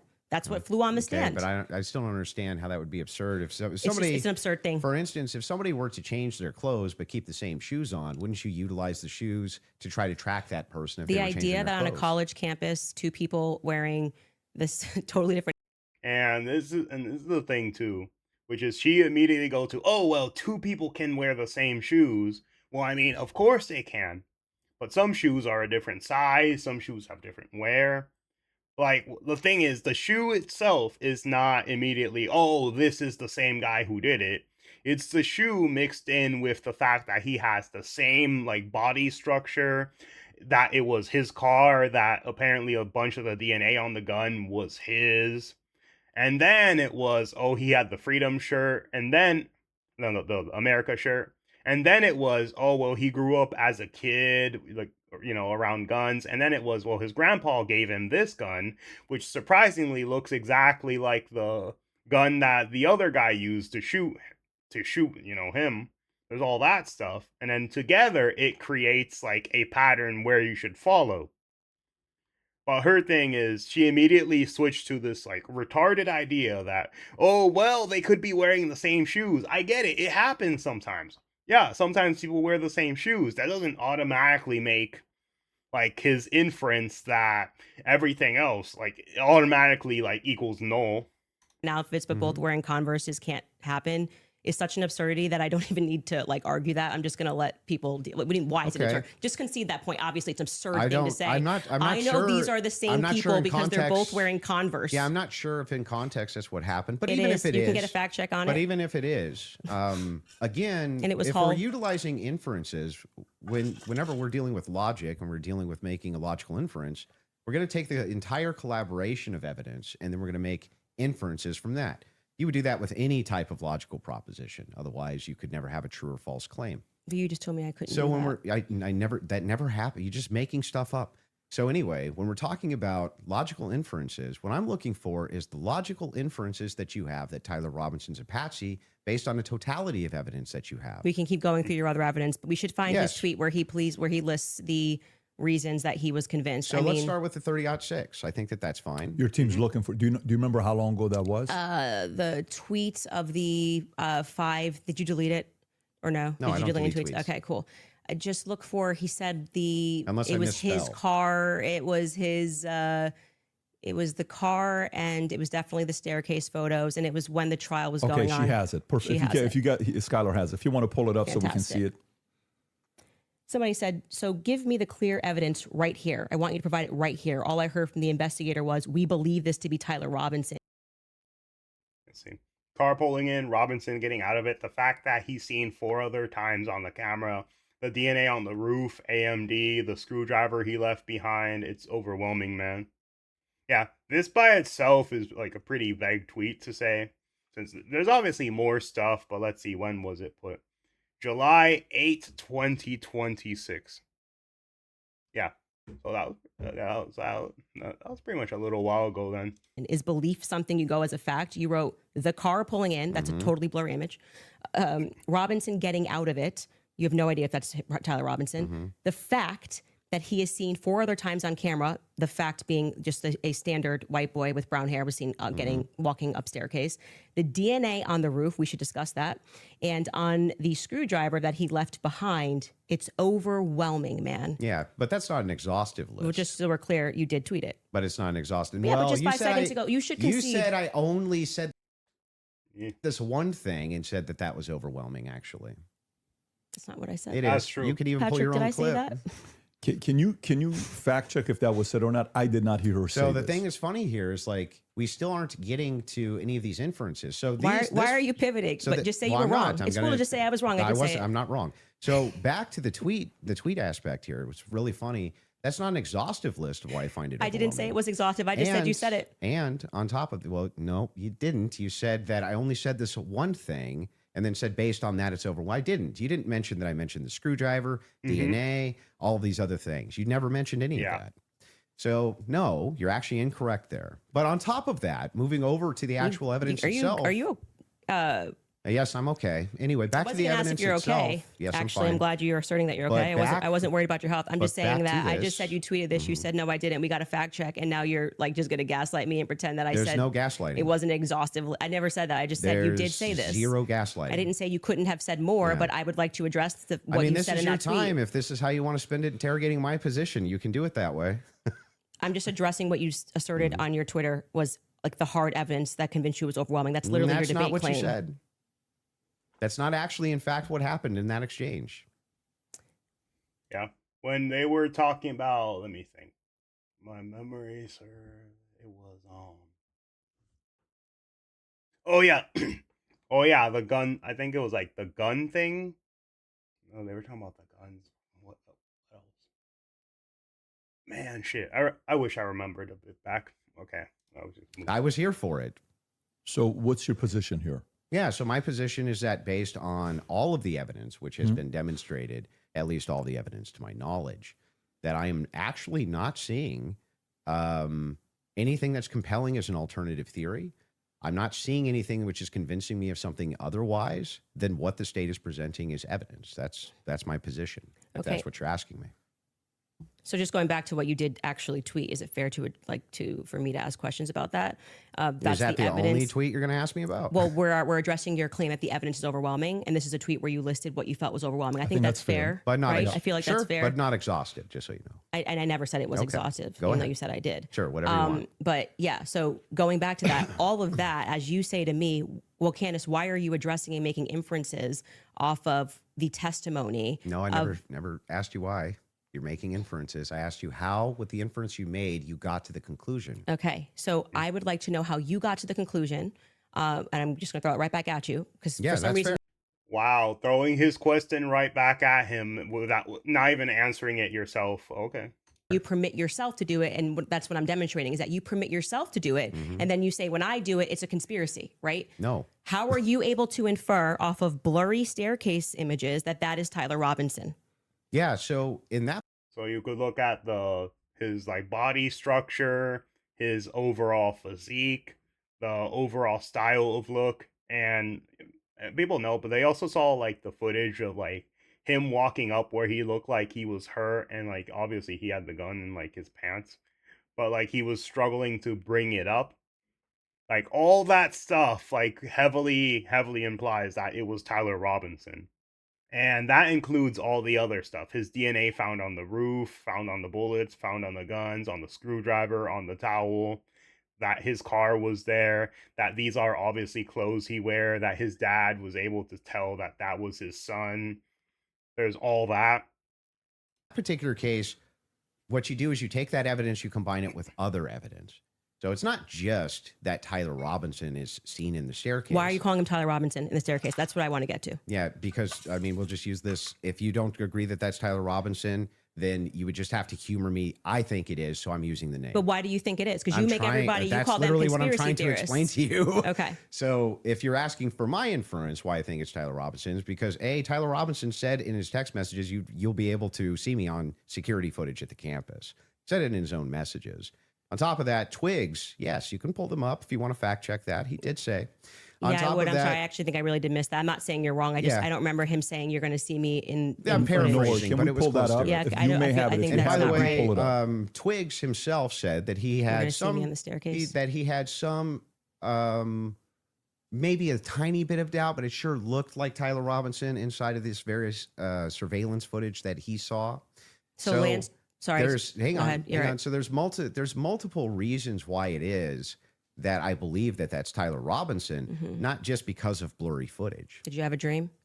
Just kidding. No, it's because I combined multitudes of evidences. Okay, so let's address those multitude of evidences. The first one we're working on a fact check on because I do not ever remember him tweeting. That's me in the stair. I mean, or Well, he didn't tweet texting. it.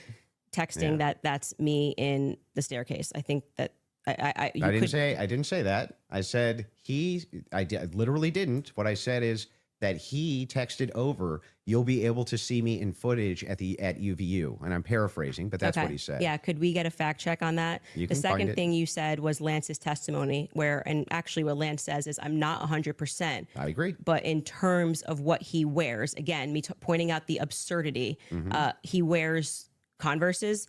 He wears sneakers. If his boyfriend is not 100%, I'd like to understand why Andrew Wilson is overwhelmed by it. That's what I'm trying to get to. And lastly, I would like to remind you that Lance's statement would not be permitted. This was a huge part of the preliminary hearing, that they were leading. All the questions that were asked of him were leading, so they would be struck down at the actual trial.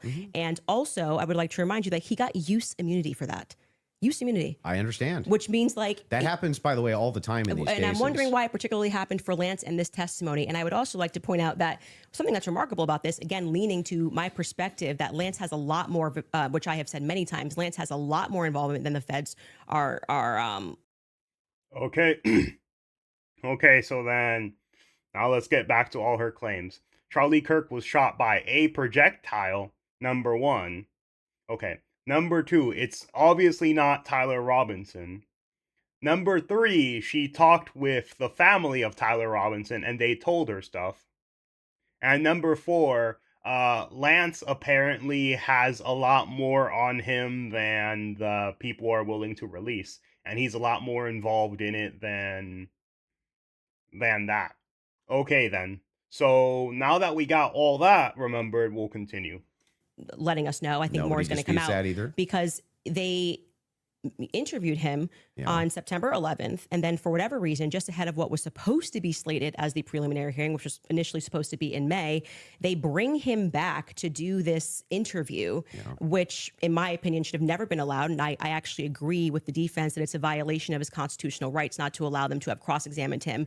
But I understand Utah 1102, do what you do. It's all hearsay. But to allow it in that way, for him to just be able to also have use immunity, knowing that he's not going to get in trouble. He could literally get up there and lie about anything, and he's not going to get in trouble because the use immunity was given to him in April, I believe. April 28th is when they gave that testimony to the defense. I think they shot it in like April 20th of 2026.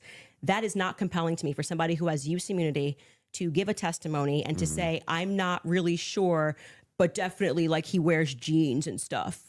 That's not what he said. He did. Actually, you can get a fact check on that. Yeah, that's Skyler, not, I think he you said pulled much it up more if you than want that. to. So a couple things we have. We have Rule 801, Tyler's messages, that says it's not hearsay. But first, go to what Candice is asking about. Skyler, I think you have it. You just text me if you want to pull it up. You said you have the text. If we can put that up on the screen. Thank you. It was me. Look at the pictures from the surveillance footage. It was me. Okay. I literally said to you, it's not an oof. I said I didn't remember this, and I'm happy to have a fact check on that. Okay. I didn't call for the fact check saying you're wrong. I literally said I don't remember that from the Well, text I'm just messages. saying to you, like, Okay. I'm trying to be concise for you. And then also bring the 801 that you just said. What was the other one? Yep, the 801. Tyler messages saying it's not hearsay, if you have that as well.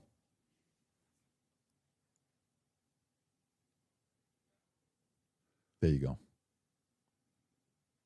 Wait, what are we saying is not hearsay? I thought Statements you said that the are not messages. hearsay. A statement that meets the following conditions is not hearsay. It was hearsay. They said it in the trial. Hang on. Okay. Okay. I want you to know she's been saying it was hearsay, right? But she keeps talking about 1102, but now that 1102's up, why don't you let 1102 speak for itself?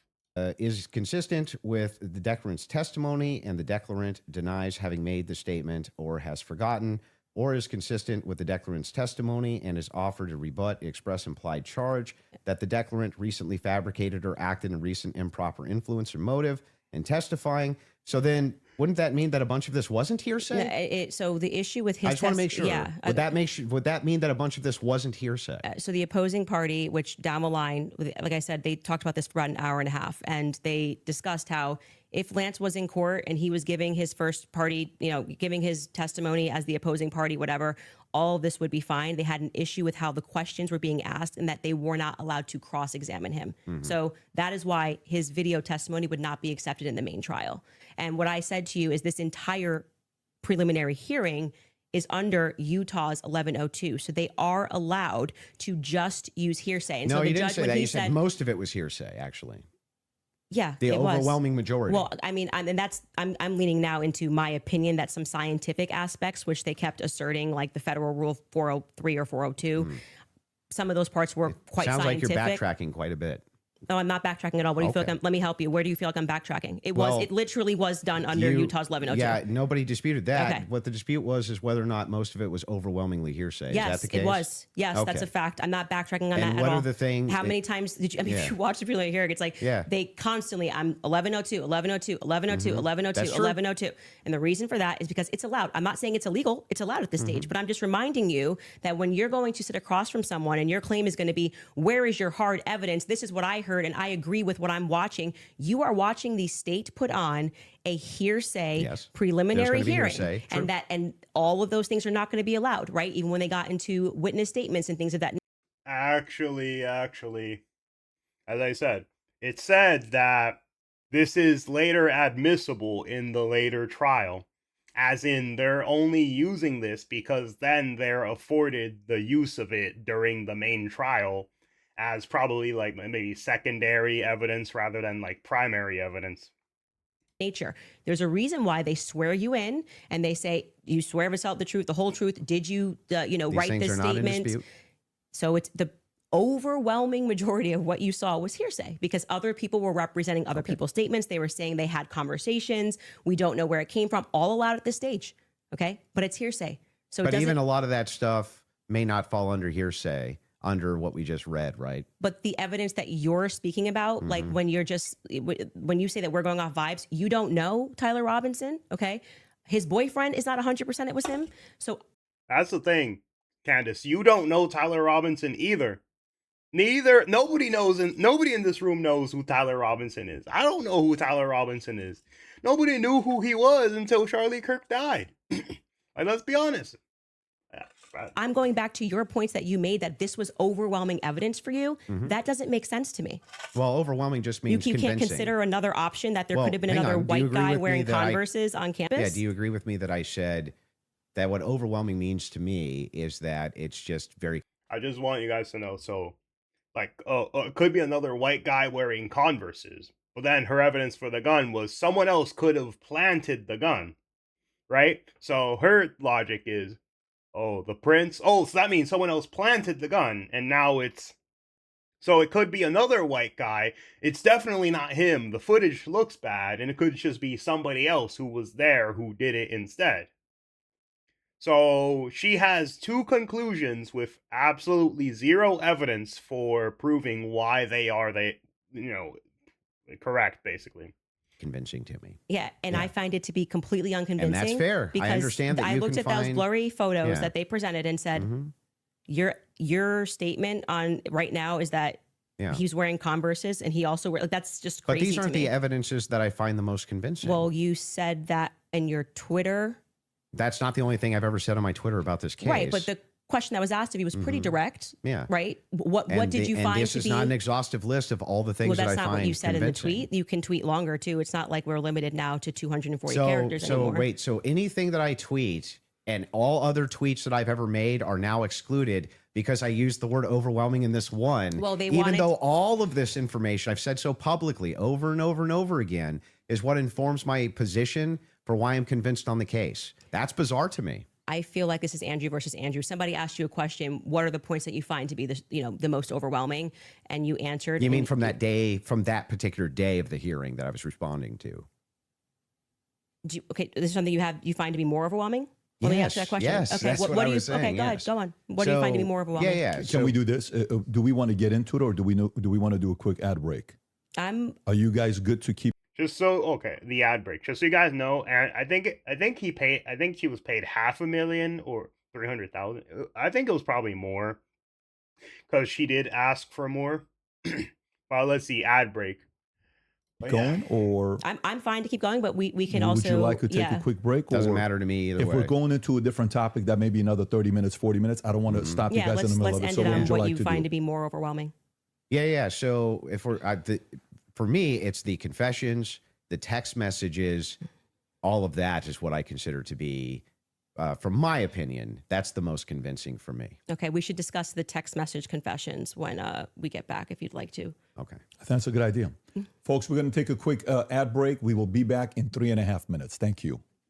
All right, you guys, for nearly 2,000 years, Christians have lived continuously in a small village just outside of Jerusalem called function and love. Okay, since that's there, I might as well use their ad break to go on the bathroom to go to the bathroom real quick.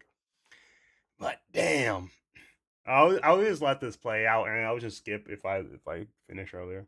Luxury. We had the choice to make it fast. We had the choice to make it cheap. We chose neither. Instead, we chose Tuscany, Italy. We chose true Italian craftsmanship, each pair touched by 50 skilled hands.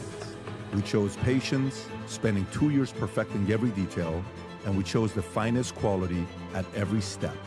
Introducing the Future Looks Bright collection. Not rushed, not disposable, not ordinary. Rather, intentional, luxurious, timeless.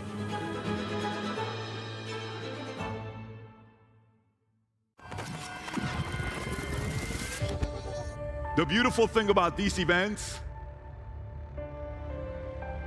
you know how quickly it goes? Like this. Is everybody ready to get started? I've helped over 10,000 business owners grow and scale their companies. I'm just passionate about watching entrepreneurs create great business. When you get guys like Jerry Rice, that was his work ethic. We were able to do some great things on the football field. The single most important trait I had was a healthy dose of delusion. And that delusion is sometimes also referred to as self-belief. When I can do something that I love, that is good for business, and I can make content out of, that's my trifecta.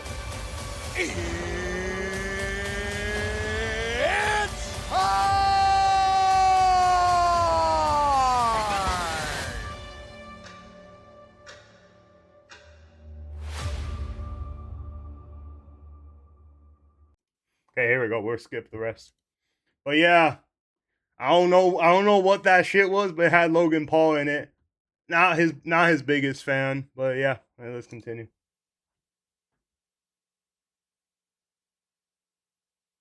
Wait a minute. #1 business conference for entrepreneurs and leaders.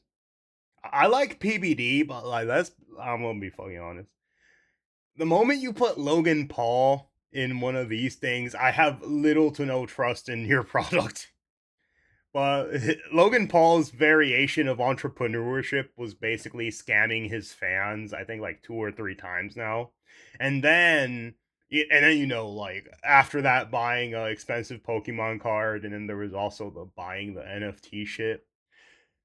So yeah, that's my exact opinion on it. Let me see if I could move. But yeah, that's the link. If you trust PBD, I guess you could look into it. But as for me, like, I'm sorry, but the moment you put Logan Paul on some shit, I'm very unlikely to believe it's like as good as it whatever this was claims to be. But yeah, no.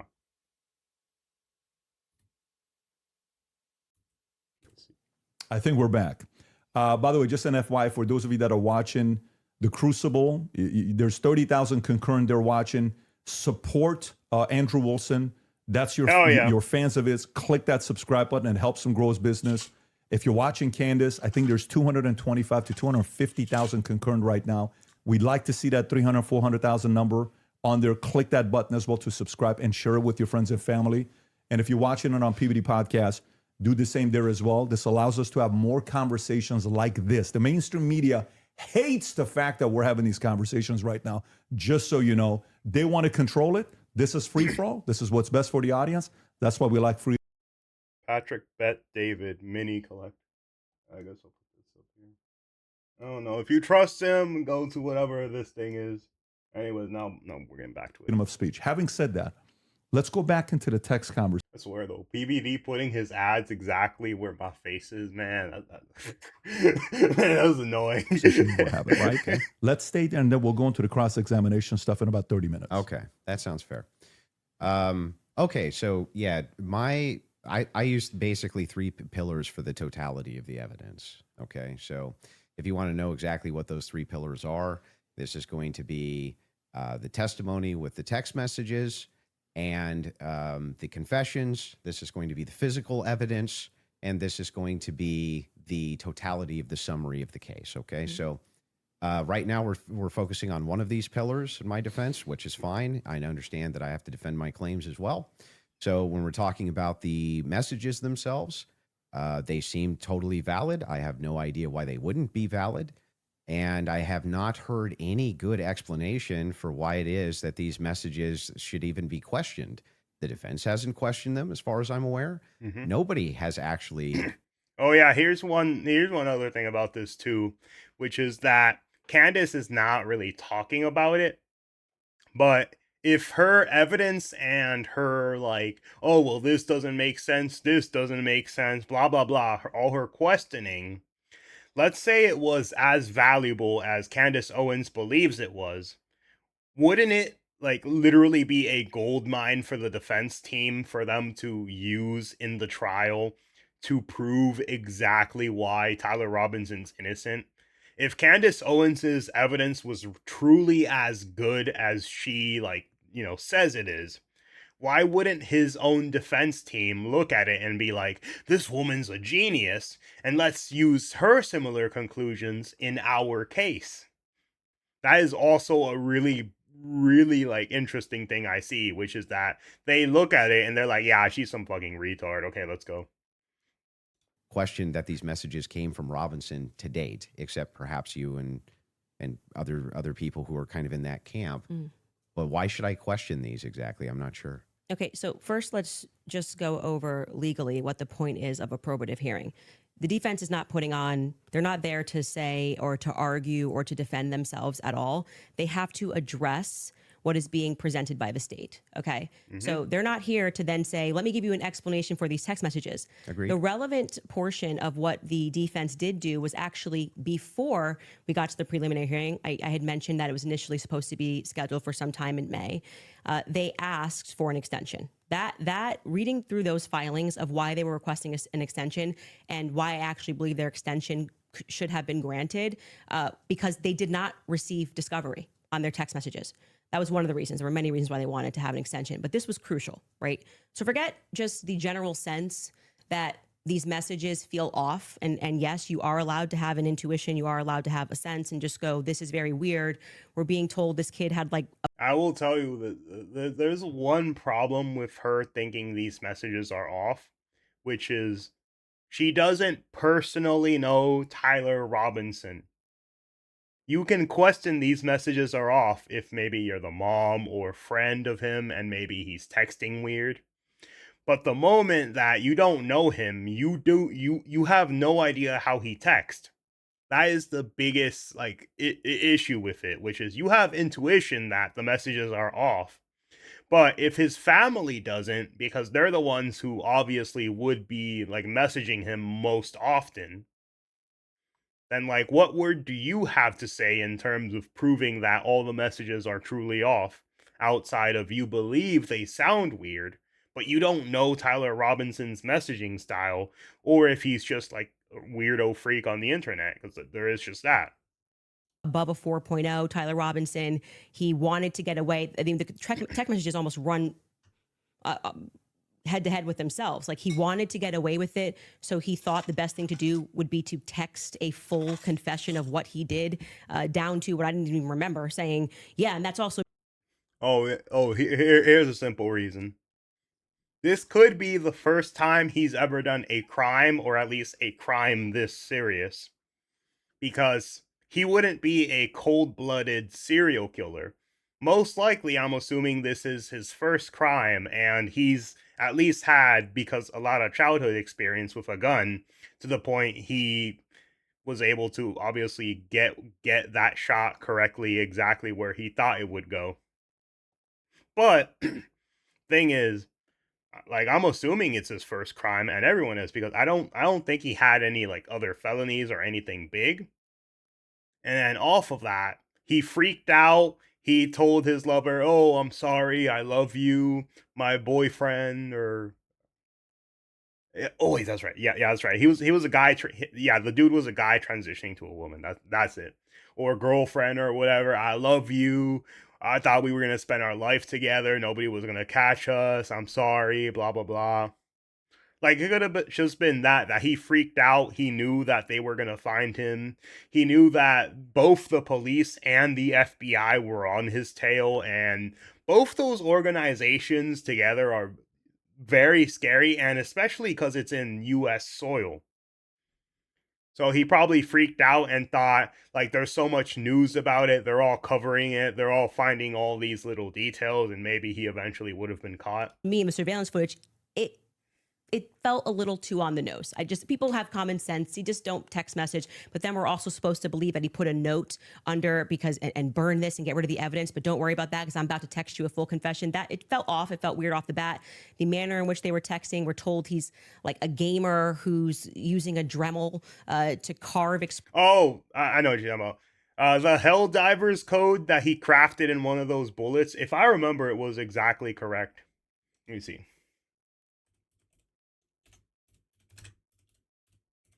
I know what she's talking about. She's talking about that Hell Divers code. I don't remember exactly which of the special moves it was, but it's like you put an arrow combination and then it equals that. He actually had it correct.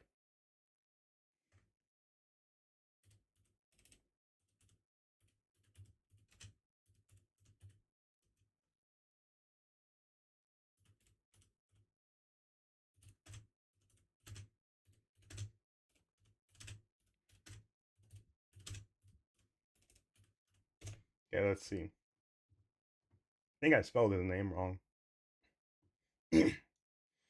But yeah, there's this.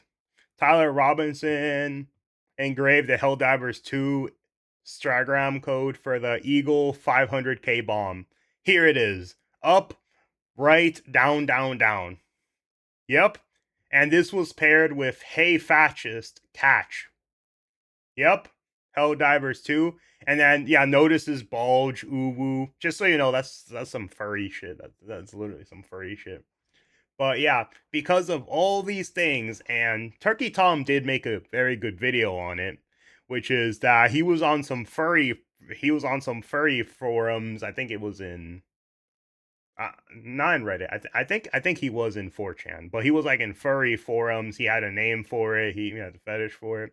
But then eventually they're like, notice his bulge, ooh woo, and oh Bella Ciao is basically a anti-fascist song that they used to sing like back then. But all these things combined, like let's be honest, he 100% was at least a Helldivers gamer. Maybe he didn't play other games, but he 100% knew fucking Helldivers. But yeah.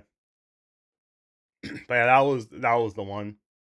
Expressions catch fascist, but then suddenly he's writing like a Also, as a 1700 Helldivers novelist. Oh, that's simple. Because these bullets were meant for Charlie Kirk. His love confession of what he did was meant for his lover. Like like most gamers, like when you know they're playing by themselves, you know, the N word drops a couple times, like people call you like, you know, the F slur for gays. Like that literally happens for gamers. So he was using gamer language as well as like leftist language as well. He was using both of those things for that. But that's literally it. But for his lover, he probably had romantic notes with him and like, and that's pretty normal. It's not, oh, I talk and text the same way I do in video games. It's like, no, you fucking don't. Most people do not talk and text the same way they do to their friends online on a racist Call of Duty server than they do to their parents. They do not fucking do the same thing. player, he did actually get the 500K code correct. Yeah, I'm Yep. not a gamer, so we'll say that if we start debating that, you'll be way over my head. But yes, yes. But my point being yeah. is just that, just first, it's a general sense of why people had a reaction to these messages that seemed like they were written by Jane Austen rather than like a kid who games and writes catch Yeah, but do you see how fascist. that's intuition? That is, I just said that. I said just parking aside the intuition of just something feels wrong here, which you should follow your intuition. You should actually do that. If you say the COVID vaccine is running out, feels like it's coming out too fast, and there's too many celebrities telling me to do it. I'll tell you this. The amount of the amount of women that follow their intuition and then suddenly become single moms. I don't know if you should always follow your intuition. Some people's intuition is really bad. I'm just saying. I'd like to take a pause. That's good. That is, you are allowed to do that. I believe in intuition. But hang on. Let me respond a little bit here because you've been going for a minute. Let me at least respond to a little bit of this. So the first thing is like when people bring up the COVID vaccine, not trusting the COVID vaccine en masse was the science. That wasn't just intuition. That was the science. There was tons of competing science. Now they tried to suppress it. That's true. But there was tons of competing science for why you shouldn't take a risky mRNA vaccine. Yeah, there was a lot of stuff. I remember. But COVID, it was that, like, the Biden administration had, like, I think it was YouTube and social media censor anything, like, anti-related to the virus. No, the vaccination. And if you guys don't know, Operation Warp Speed was done under Trump. And basically, it was trying to get the vaccine out as fast as possible. And then after he left the presidency, Biden basically mandated that the vaccines be forced on, I think it was only the federal government for the executive branch. I don't think Congress was forced or needed to, required to really take the, vaccine. And so what happened was a lot of jobs started looking at the government and started implementing that same policy. Take this or you would be fired. Take this or you would be fired. And then all that stuff. Like I remember it happened to me before where it was like, oh, you have to take this or else we're going to fire you and that's it. All that stuff. But then the problem was the public, usually for vaccines, like it's pretty much optional. But for that, it became you have to take it or you're a evil person who's going to get sick people killed. Your grandma's going to die and you're like the worst, most evil person on the planet. Meanwhile, there's people that don't take the flu vaccine every year or like some people don't take like polio shit, like for example. And for me, here's the thing. I do believe vaccines work. I'm not against taking vaccines. I'm not against like, medicine. The problem I had with it was the forced implementation immediately made so many people be against the vaccine and against all that stuff because it's like, why are you throwing this down all our throats? And then about, I think it was 2 or 3 years later, suddenly the COVID vaccine means fucking nothing. Like today, nobody talks about, oh, you need to take a COVID vaccine. Today, nobody thinks about COVID or talks about it like at all the same way it was before. It's like, no, you have to take the vaccine. It's like, nah, you don't have to. So all that stuff was pretty much only implemented for that short amount of time, and then now it's like, oh, it doesn't matter if you took it or not. Like nobody cares anymore. Well, no, and the masks and things science like they this. kept telling us was 100%. Now, when you're talking about It was- intuition, though, when you say trust your intuition, I'm actually giving a different message. You actually should be very wary about trusting just your intuition. It is true that intuition can be useful, Yep. but it has to be tempered with logic, reason, explanatory Yep. power, and evidence, not just intuition. That's why we're parking it aside. Intuition's the first step. Something feels Okay. off, right? Okay. That was my first step with COVID. I don't like the way it's being pushed. It shouldn't require a celebrity campaign, by the way. Another element of that is why people don't feel good about the Charlie thing. Why do we have so many influencers saying things? It's over. Why are you guys all using the same adjective? Can you switch it up? I'm overwhelmed. I'm overwhelmed. Like, chill. Like, you could say, I found some Kinda parts like Fed compelling. I slop? think this should go. Like I Fed found, slop? I found some parts compelling. Maybe we should, see at the trial. That would be kind Don't of. you think Fed slop's a buzzword for the counter industry? But everyone on the same day of watching this trial, which was, I would say, not overwhelming at all. Nobody came in medium, right? No one came in like there were some interesting aspects. This was a little suspect. But I do think it's enough to go to trial. They all came in like they were passing away and we're going to die from being Well, they're overwhelmed. trusting their intuition. Okay, well, actually, in that scenario, they're looking at the preliminary hearing and have a reaction to it. It wasn't their intuition. But like I said, How do you know parking that? aside, just getting to the substance, parking that aside, parking Okay. aside just a general intuition. Sometimes that might be a second message. Yeah, at least my opinion is I think Candice Owens just loves to hear herself talk. And I'm gonna say I think her fan base is actually patronizing and annoying. Like out of all of them, like out of all the most insufferable fan bases ever, especially for political commenters, I think Hassan's is obviously the worst. I think Candice Owens is like probably the second worst at this point. Cause like I could have fans of Dean Wither and I could, have conversations with them. Like fans of Asmongold, conversations, Tim Pool, conversations, Ben Shapiro, Nick Fuentes, all conversations. But in terms of unsufferable, like, oh my fucking god, Candace Owens is like my second least favorite. But Hassan fans are the worst. They are actually the worst. But yeah, this is what I think. I think they're just insufferable and they treat her kind of like this above almighty God that can do no wrong, that gets nothing wrong, and that's pretty much the entire shtick with her. But yeah, let's continue. Then we look at the filings, which came from the defense, and they were requesting an extension saying, we have gone to the prosecution and we have requested all of this stuff in discovery. Yes, you are saying that you took Lance's phone, okay, and that you collected his phone on September 11th and that you sent it off or whatever. You took a picture of the text messages and that is wrong. They took a USB file and they took all the information of his phone and then put it in the USB drive. That is what happened. Candace Owens. we are being given these text messages to review. Crucially, Kathy Nestor said, I have not even been given access to my client's phone during this hearing. She said, I haven't even been given access to my client's phone. She can't tell you, as a part of their discovery request, is it's not enough to say to me, Candice, I just got a text message from Candice, and I say, I didn't send that text message. Maybe that's what her client's saying. We don't know because we're not at the trial, right? Maybe he didn't send those messages. Could there be someone who logged into his Wait. Okay, so her thing now first is, okay, Charlie was shot by a projectile. That's one thing. Well, his DNA proves that someone else might have put the gun there, and that was it. Then the next one is that because the camera footage looks bad, it's obviously not Tyler Robinson. And then the next one is, well, these aren't the messages he sent. And you can kind of see the pattern, which is she has conclusions, but she doesn't have rationale for why those conclusions are getting there.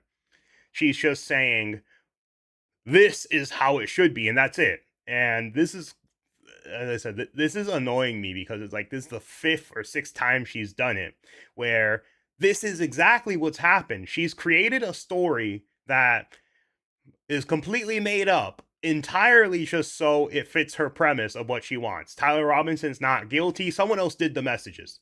That's the conclusion she has. Somebody else just did the messages. Oh, somebody else put the gun there. Oh, it was not a bullet. It was a projectile of some sort. And it's, oh, that's not him. And then, oh, well, these shoes, well, other people wear these shoes. And you see it. It's always whatever like the evidence is, it's always just do the complete opposite of it.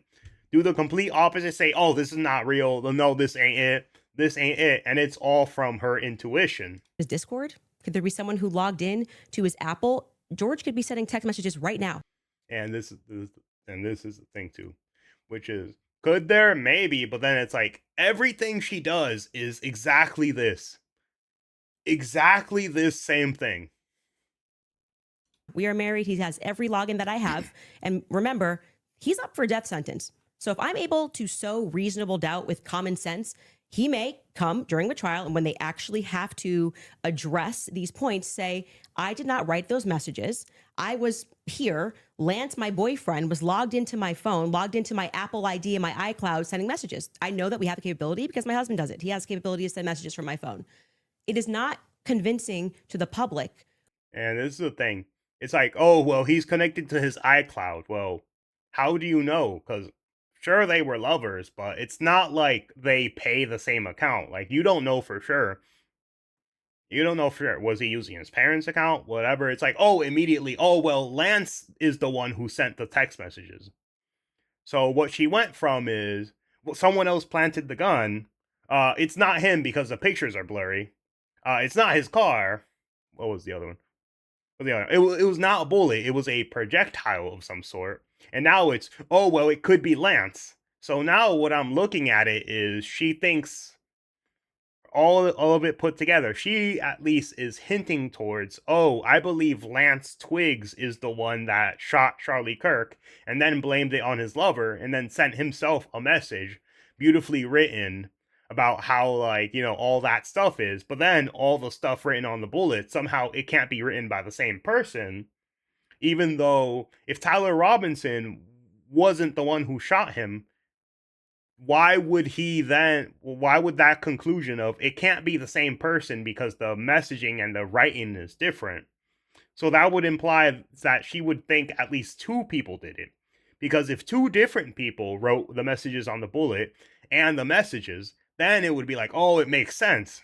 Because if one person did it, she doesn't believe that they can, like, vastly change the way they write and vastly change the way they, like, present themselves, depending on the situation. Yeah, that's the other. When, for whatever reason, the FBI combined with the SBI, it was not the prosecution's fault. They made that clear during that hearing, would not allow them that discovery request to be able to see where did that message come from. Because you're saying my client was here, right? I want to know if that message actually was generated from his iPhone when he was waiting to retrieve his, rifle, hoping that the pooch doesn't have a bad sniffer, like just weird messages. I want to make sure that, yes, it was actually him. He was holding his phone and his boyfriend didn't just log in to his computer when he was home. Lance was his boyfriend. That is a crucial fact here. That discovery was not met by the time we got to preliminary hearing. So I remain unconvinced by these text messages. Just as you feel convinced by them, I feel unconvinced by them. Okay. So then the idea here is the reason that you don't think that these are valid text messages, and you don't, right? It has not been proven that these messages are valid, and they don't sound valid to me. I don't think anyone, even if someone was selling like a, I don't know, pot on the corner, would be smarter than to write a full-fledged confession. He even writes, And this is the thing. Now she's somehow associating criminals with intelligence. Here's the thing. The vast majority of criminals do get caught. Yes, that is actually the case. At least the vast majority of stupid people who are criminals do get caught. Yes, there are smart criminals, but those smart criminals are capable of looking at every detail, ensuring that they never get caught.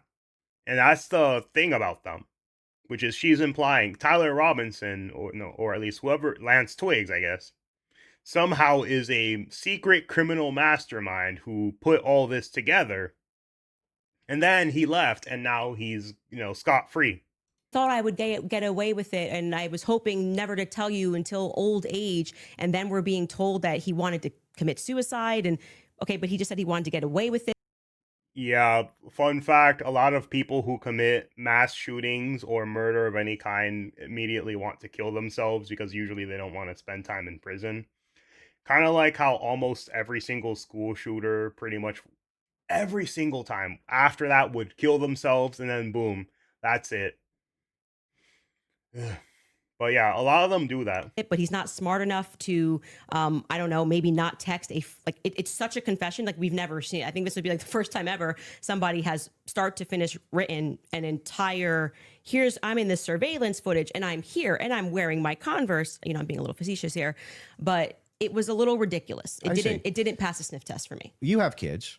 And you love them more than anything. I do. If it was the case that you thought that your kid was innocent, wouldn't you be out telling everybody and their brother that you thought that they were innocent? And also, wouldn't you? Wait, before he continues, remember, she did say that she had contact with Tyler Robinson's family. So I'm just gonna rewind that. She had contact with his family. She brought that up before. So we're gonna see if she brings that up at all or not, because that implies that she knows exactly what they're going to do next. Maybe recant and say, hey, he didn't actually confess to me. He didn't actually, none of this happened the way that the state is presenting it. What would have prevented the parents from testifying? Well, two things I can answer that. And if you watch my show, I keep telling you it's not vibes. So right after the shooting happened, Lance Twigg. So that if you watch my show, oh, wow. If you watch my show, Candice, you're already being paid $500,000 and you want more? Jesus Christ. I swear, this woman's entire personality and like entire livelihood is just whatever makes her the most money. You know, the FBI put him into a safe house they paid for. They went to the parents as well, to Matt Robinson and Amber, basically said, your life's at risk. There could be somebody who jumps up and wants to avenge Charlie Kirk. And, you know, we're going to watch you. And they went into a federal safe house. What happened next is that they started thinking that the feds were maybe gonna, maybe not as honest as they thought. And how do you know any of that? So you gotta watch the show, right? Yeah, exactly. Oh, you gotta watch the show. So what she's basically implying is, oh, I know exactly what happened. But you see, this is what happened. This is exactly what happened. It's like, how? Oh, you gotta watch the show. Oh, you gotta watch the show. And you see, oh my God. Yeah, no, how do you know that? I had a source within the Robinson family. You have a source. An anonymous source, of course. And yep, we're going back to the point which I said. She did say she had contact with his family. Now she says she has a source. But let's see, is the source going to explain themselves? Is it like a verified source? What is it? Or is it just like a Candice verified source? She had the source in a dream, and in the dream, the guy said, oh, this is what happened. So there's no way for us to verify that what you're saying right now is actually even true. Do you find it to be reliable hearsay? No, I don't find it to be reliable at all. It's just a source. I'm just doing what the prosecution What you're doing did. is a cool story. It's not cool. Well, you must have. You are not doing what the prosecution did. The prosecution did testing. They did courts. They had it written down. They had it recorded. Their process was way more like official. Your process is well. Somebody told me. Hang on, you're giving us a cool story. Wait, you're saying that according to your sources, that the reason that the parents haven't recanted any of this. Recanted what? They have no statement from the parents. Wait, I just want to make sure that if it was the case, it was being reported in mainstream media that your father came to you and said, hey, is this you? What's going on here? And then he and one of his buddies took you in where you turned yourself in. You wouldn't go out and be like, no, that's not what happened. That isn't what happened, though. You're just wrong on this. Okay, maybe I'm paraphrasing. What am I wrong on? So what is sorry, just so I'm clear, where is your evidence that the parents turned him in? Well, no. I didn't say that. You said there's the mainstream media? I said with a sheriff friend. Yes. But the father did confront him. The father confronted what? Tyler Robinson. And where did you learn this? That the Tyler confronted him? That's part of the official documents. Our fact checkers can pull that up. But yes. But I'm saying, when you say official documents, do you mean you saw this on CNN or you saw this play out in the hearing? No, this was one of the things that I went through and fact check pre-debate. Are you talking about like the charging documents? I think it was it could have been in the charging documents, but I do. We can pull them up. No. And yes, are you disputing this? And this is the thing. This is basically the thing. Well, I got it from an anonymous source. This is actually what happened. Oh, do you want to look at the documents? No, I don't want to look at the documents. There are no documents. It doesn't exist. What do you mean? The whole trial is fake. Everything's fake. Do we have that in the back to pull it up? I can already tell you what you're talking about, the charging documents, because this is where we had to figure out where this story came from, because everyone was operating under the assumption that Matt Robinson turned him in. Until we got to the preliminary hearing and we understood, like I said, even for that, when you are charging someone, you can use hearsay. It's all probative, right? Sure. Nothing. So they didn't have statements. It's not like Matt Robinson, even though he was interviewed that night. Amber Robinson was interviewed that night by a Fed, separate rooms. Tyler Robinson was interviewed by a Fed. They did not produce statements saying, my son did this. I believe my son did this. But what happened was they did interviews, but also the crucial person here who you just brought up is Mike Mitchell. Mike Mitchell is the biggest unknown in this entire case. Everyone keeps saying they heard from Mike Mitchell this, they heard from Mike Mitchell that. So when the person wrote up the report that night, and it was Brian Davis who wrote up what became the charging document, he after they transported Tyler Robinson from the Washington Sheriff's County office up to, I think it's Salt Lake City. I think it was 4 a.m. in the morning that they got up there. He then writes the what becomes a charging document. So he's basically saying, we all spoke to a bunch of people and here's the information that we got, right? We've not seen that. So it could have come from Mike Mitchell. Mike Mitchell could be saying, I don't know how this negates the point, though. Why it wouldn't truly the negates parents? the point, because you don't have a statement from the parents. Yeah, you are going. Why wouldn't they just correct the it's not the correcting. That misinformation? doesn't negate the point. The point is that we now got the preliminary hearing. If the parents were the ones who said, I'm turning my son in because he's guilty. I didn't say they turned him in. I think you're talking about the over. You said it's been the narrative. Everybody's known this. The narrative initially, which I think you agree with, was that, Matt Robinson knew his kid was guilty and turned him into the police station. What actually happened in terms of Sheriff Brooksby, who was present there and gave a press conference, what happened was this Mike Mitchell character essentially peer pressured him, and we can get a fact check on this. We can find Sheriff Brooksby's press conference. And he said, they know it's you and you're going to come in peaceably, or people are going to be banging down your door. He was a undercover cop, which I don't like that. I don't know what he did undercover. It's very hard to find anything about Mike Mitchell, but he worked with them. Yeah, oh yeah. It might be in the job title, right? Undercover cop, undercover agent. I wonder what they did. Oh, he's undercover. It's one of those things where it's like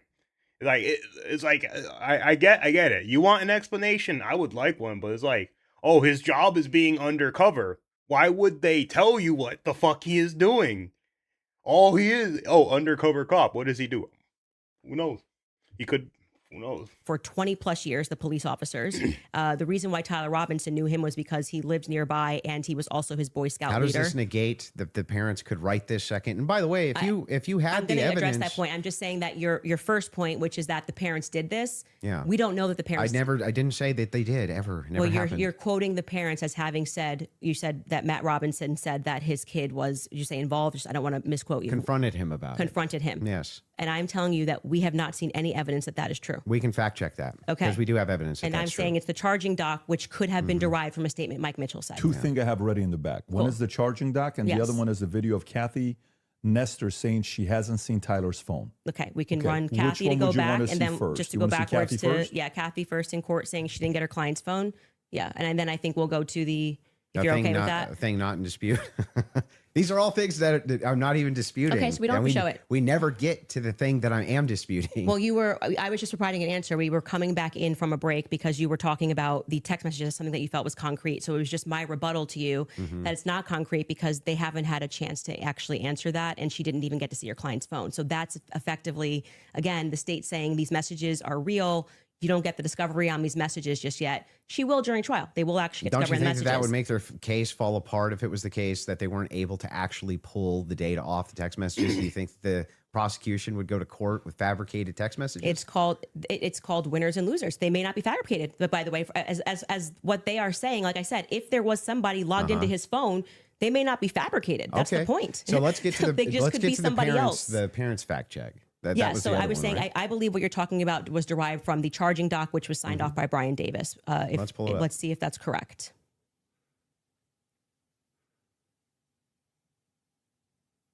What are we looking at Robinson's mother explained that over the last year or so, I'm sorry. Can you zoom in a here? Is little this bit? the charging I doc? can't see it. Robinson's yes. father reported that when his wife showed him the surveillance image of the suspected shooter in the news, he agreed that it looked like their son. He also believed that the rifle that police suspected the shooter used matched the rifle that was given to his son as a gift. As a result, Robinson's father contacted his son and asked him to send a photo of the rifle, which makes sense with the text messages. Robinson did not respond. However, Robinson's father spoke on the phone with Robinson. Robinson implied he planned to take his own life. Robinson's parents were able to convince him to meet at their home. Yes. So this is proving my point. This is from the charging document, correct? Yeah. So what I'm saying to you is that 3 people got interviewed on that night. Mike Mitchell got interviewed, Amber Robinson got interviewed, and Matt Robinson got interviewed. Of the 3 of them, only one of them actually wrote a statement, which was referred to in this preliminary trial. He came in, I believe, in March, Mike Mitchell, and he wrote a statement, which I find to be very shady that they decided to bring. But why aren't the parents disputing that? No. Well, first off, That's the question First I've off, been the asking. parents are not going to ever play in court, play to the cameras in court when they have a legal team that is going to be advising them not to speak to the court because your son could go to prison But they're forever. Right. So they're not going to play in court, whatever. But couldn't the parents also tell them, oh, watch the Candice Owens show. She has all the correct information and we'll get him out of this. But no. To somebody else who's your source? I'm not going to address that. They're 'cause playing to I don't- someone I- else I who's don't your think- I don't source, think but it's- won't go publicly tell the media this is not true? Well, what I did not say to you that I just said I have a source, so I want to be very clear and take it from somebody who is involved and permanently sued. When I have to take my lawyer's advice, I mean, there's so many things that I want to respond. So basically what she's saying is that she's not going to definitively say any of her opinions are true or that she believes them 100%. Because of that, but at the same time, she has all the correct opinions.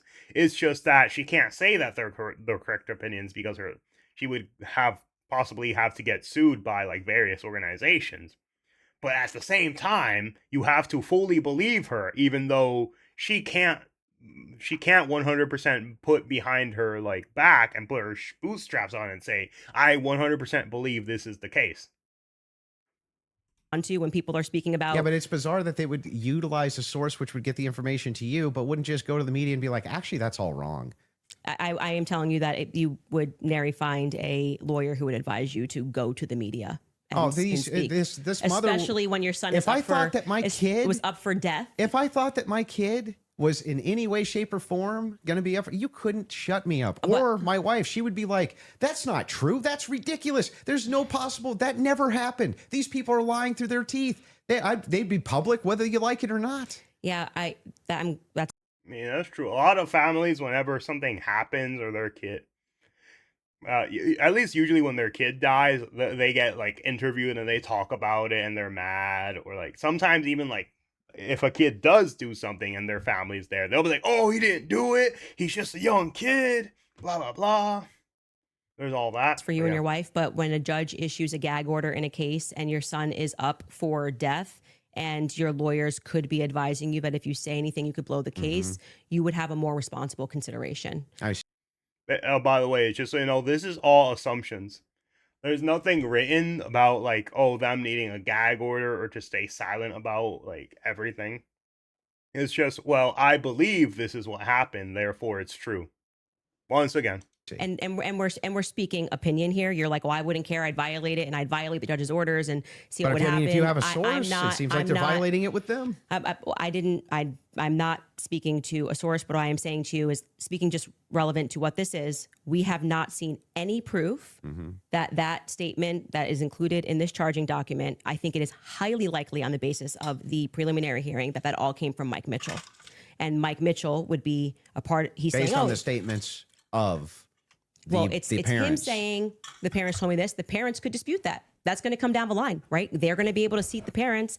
I will say this, putting together context clues. If the state had it on, 100% certainty that Matt Robinson and Amber Robinson said it, a 5-day preliminary hearing would be a good time to say we have enough evidence. And I can tell you why. Matt Robinson made this statement, and here is his statement that he signed. That would have been a good time to present that evidence. That would also be a good side. time for the defense to say that's just totally fabricated. No, it's not. It's the wrong time. Why couldn't they? That is completely the wrong time. Why couldn't they? Because And this is the thing too, which is that if the defense can get any and all evidence or potential things used in the courtroom removed by fighting against it as hard as they possibly could, like, she's basically saying, oh no, you shouldn't do that. But if you don't do that, then it gets accepted into the main trial, and then you're even more fucked because you now gotta disprove, like, not only primary evidence, but a bunch of secondary evidence claims that, like, strengthen the primary evidence. And then it leads you to having a major fight between, like, I don't know the total amount of, like, claims. Let's say they have, like, 15 things, and it's like 10 are primary things that are 100%, verified, and then the other 5 are, like, secondary evidence.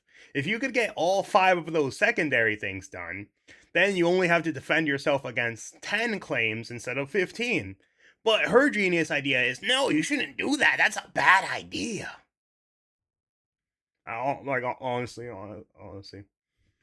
this is actually sad. This is actually sad.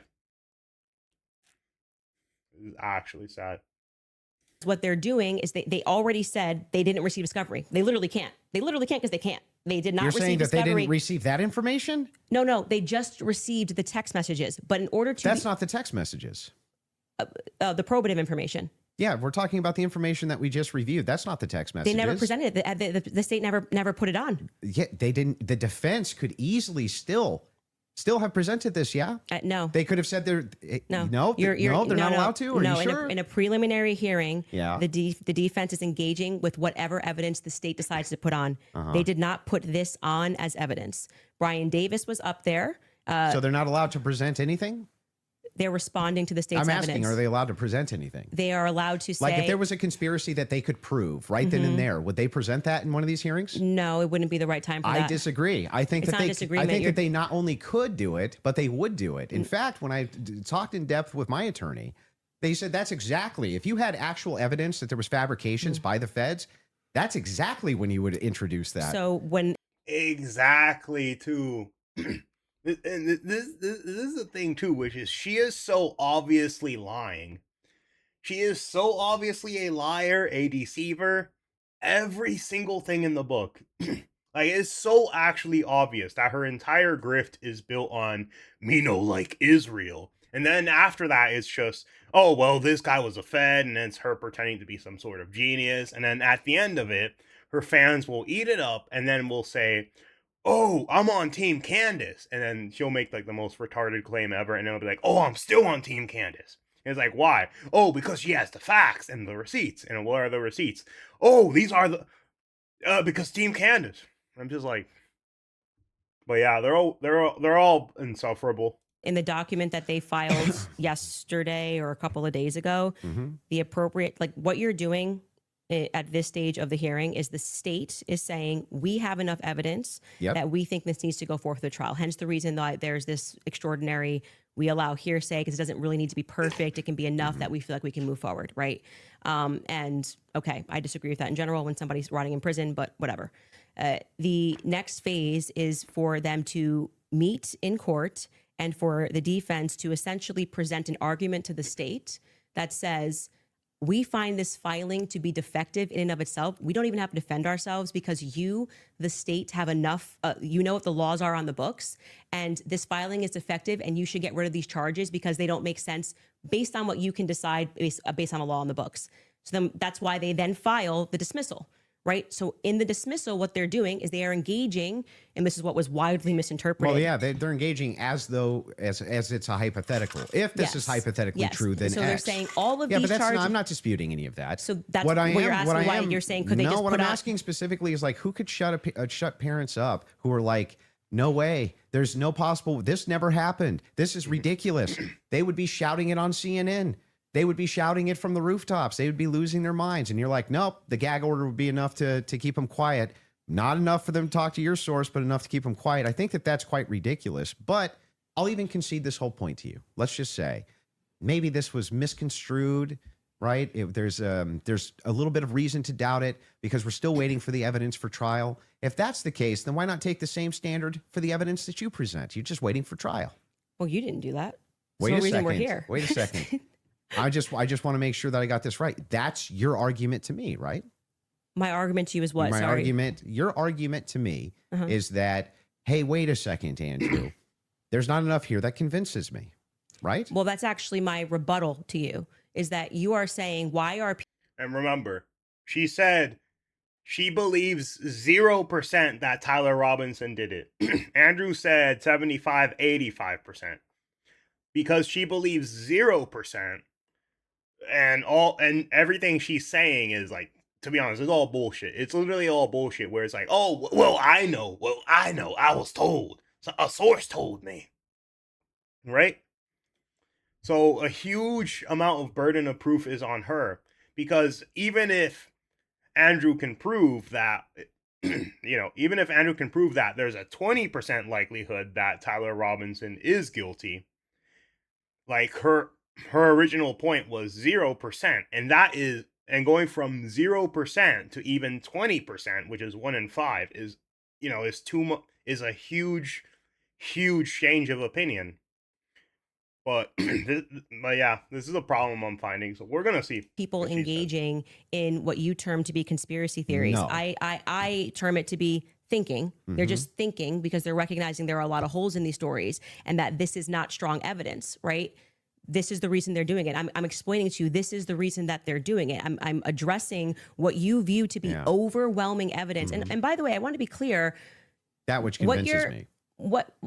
Yeah, well, but thus far, every point that you've brought up, every point that you've brought up, did you feel like this is beyond a reasonable doubt? I mean, you realize remember what I said in my opening. Going to be. It's not beyond a reasonable doubt. It's just what I find convincing is what I find overwhelming. So why are you so upset when people say they don't find it if convincing? If that was the limitation of the claims that you made, if it was just, wait a second, there's a little bit of problems. There's some problems in this case that I have questions for that I want answers to. Nobody'd have a problem, actually. At least of all me. I would be the least likely person to have an issue with you, any of your fans, anybody saying. In fact, I've had tons of Discord calls about this. My position's always been clear. Of course, conspiracies exist. Some of them have way better evidence than others. But I've seen them myself. I know conspiracy. In fact, the federal government has hundreds of thousands of laws about conspiracies. They see them everywhere. We both know this, right? That's never what the problem is. The problem is when you make claims outside of, well, wait a second. I'm just questioning evidence here. I'm just questioning what the state's case is here. I'm just asking questions. It's when you make claims outside of that, where you claim that there's good evidence or good standards you should believe because, and then it turns out that it's all nonsense or it's wackadoo stuff or it makes no sense. And when we have a chance to cross-examine your evidence that you've presented, I'm going to show a lot of that. A lot of this conjecture that's based on literally nothing, that leads from no inferences whatsoever. Like you couldn't even infer it logically. That's the problem. The problem has never been whether or not you just said, there's not enough in this case so far until we get to the trial. I remain unconvinced. I'm sure there's tons of people who remain unconvinced yet until we get to the trial. I think that's fine. I think it's fine. There's people who are convinced too. That's never been my problem. My problem is the claims which are external to that. Okay. I'm not sure I really care if you have a problem with what I think in my own spare time. I don't understand this lecture that you just gave. But beyond that, what I'm saying is that the state is allowed to use. I didn't this lecture is you. This is what my problem is. You guys are not allowed. Yeah, you guys think while it's still legal. You can. You are allowed to do that. So, but anyway, going back to you saying I wouldn't have a problem.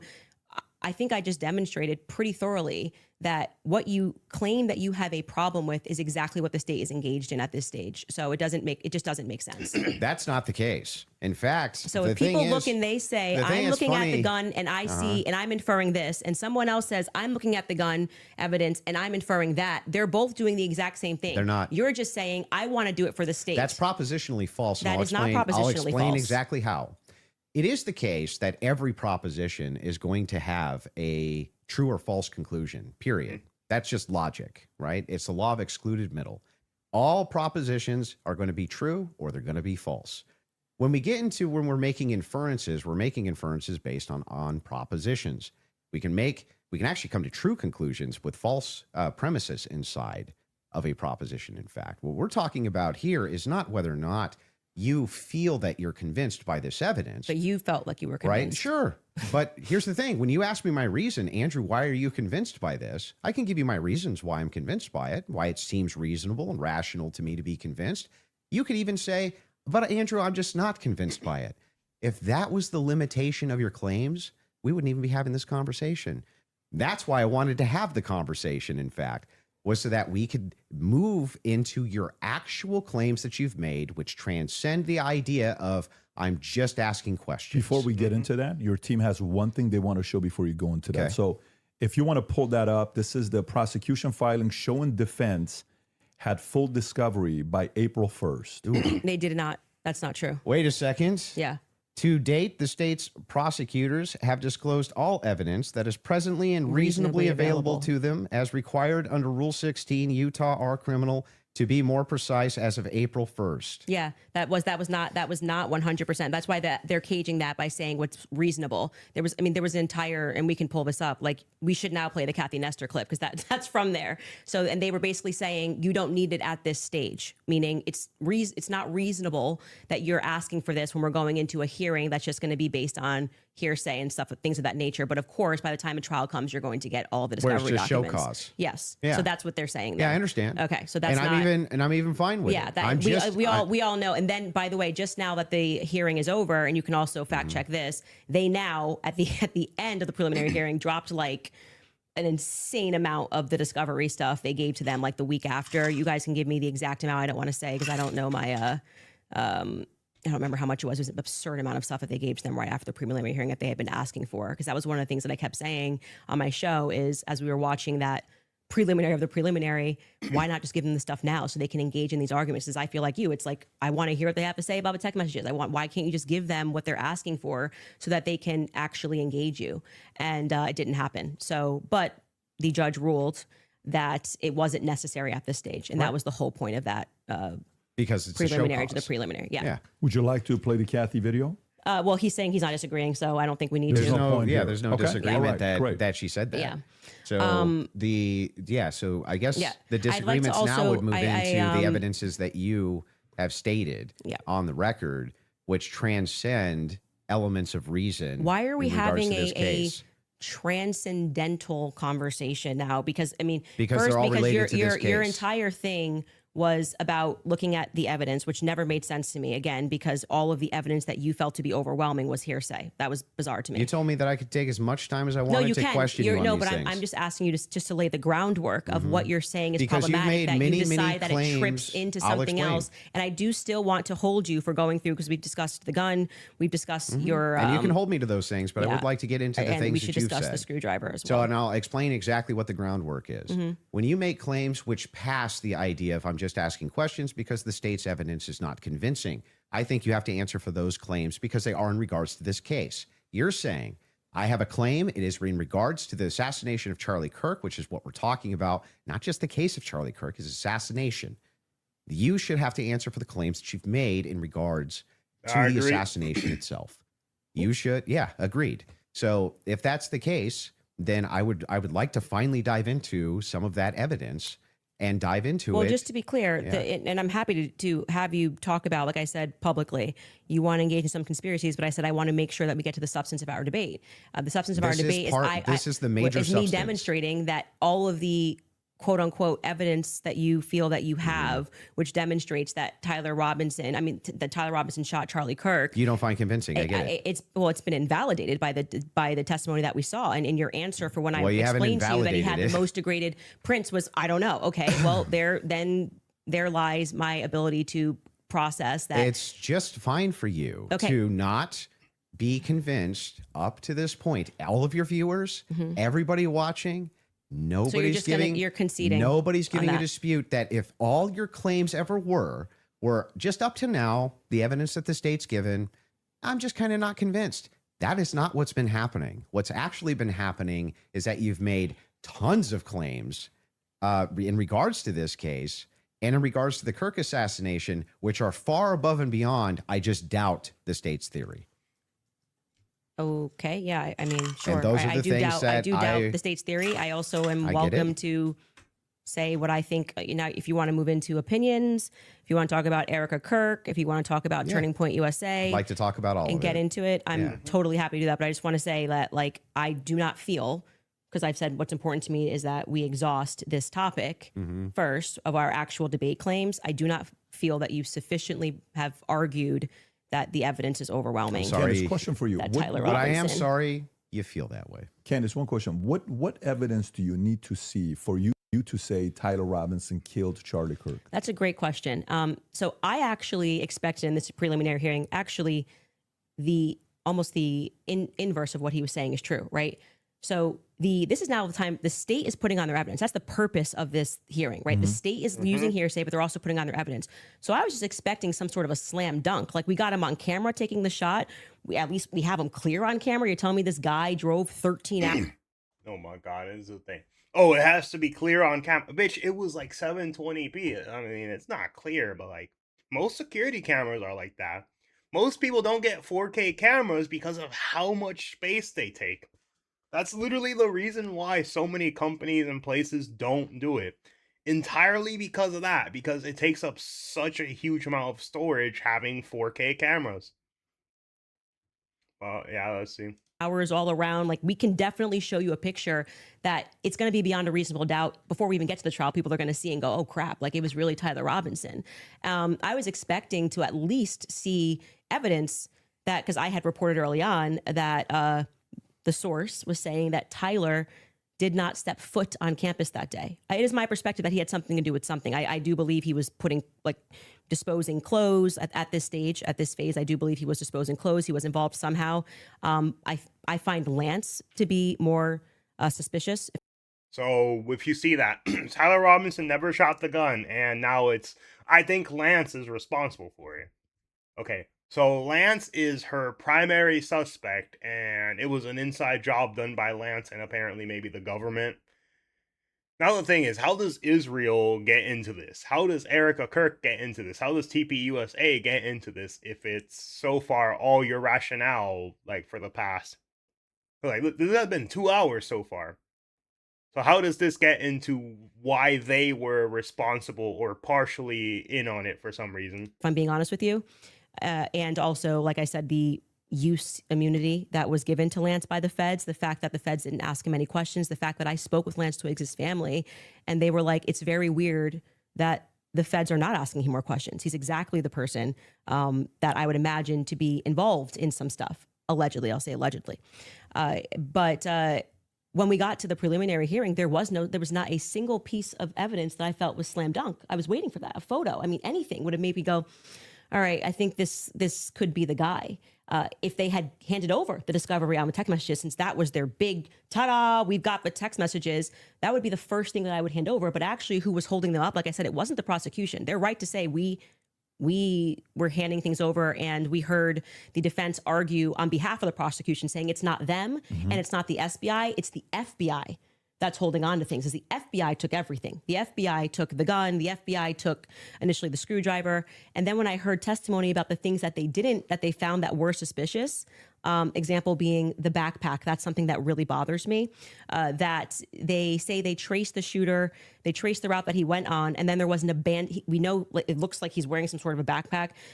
We know that there was an abandoned backpack found at the bus stop in front of a library, and they felt that this should be taken into evidence. They took it. The FBI, this was the testimony of Amanda Baker, I believe her last name is, but you might want to fact check that because I think I'm blending last names. She was the forensics for the FBI. And then she says she gets a call on the 13th and they stop testing on this backpack because they find that the backpack actually belongs to somebody on Charlie's team. This is going to sound crazy. Are you ready? The FBI did not stop investigating that backpack until they were 100% certain of every little thing inside of it. Like, that's just the thing. If the FBI held it for a few days, they 100% looked at every little detail of it already. The only reason they would give it back is because they find nothing worth confiscating in there. But if you know the map of the layout of the campus, you're going, well, what the hell are they doing all the way up? This is nowhere near anywhere. And by the way, that's not an acceptable answer for why you just gave it back. That's like, why would you give it back? You're acting like no one's ever been killed by somebody on their team before, right? So I found that to be very strange. And then you see this. Oh, there's a backpack. Oh, and then it's like someone was killed on his team. But now, because her claim was originally that what's his face? Lance Twiggs. Yeah, Lance Twiggs is very suspicious. But now it's, oh, there's a backpack. So now there's a chance that he could have been killed by somebody on his team.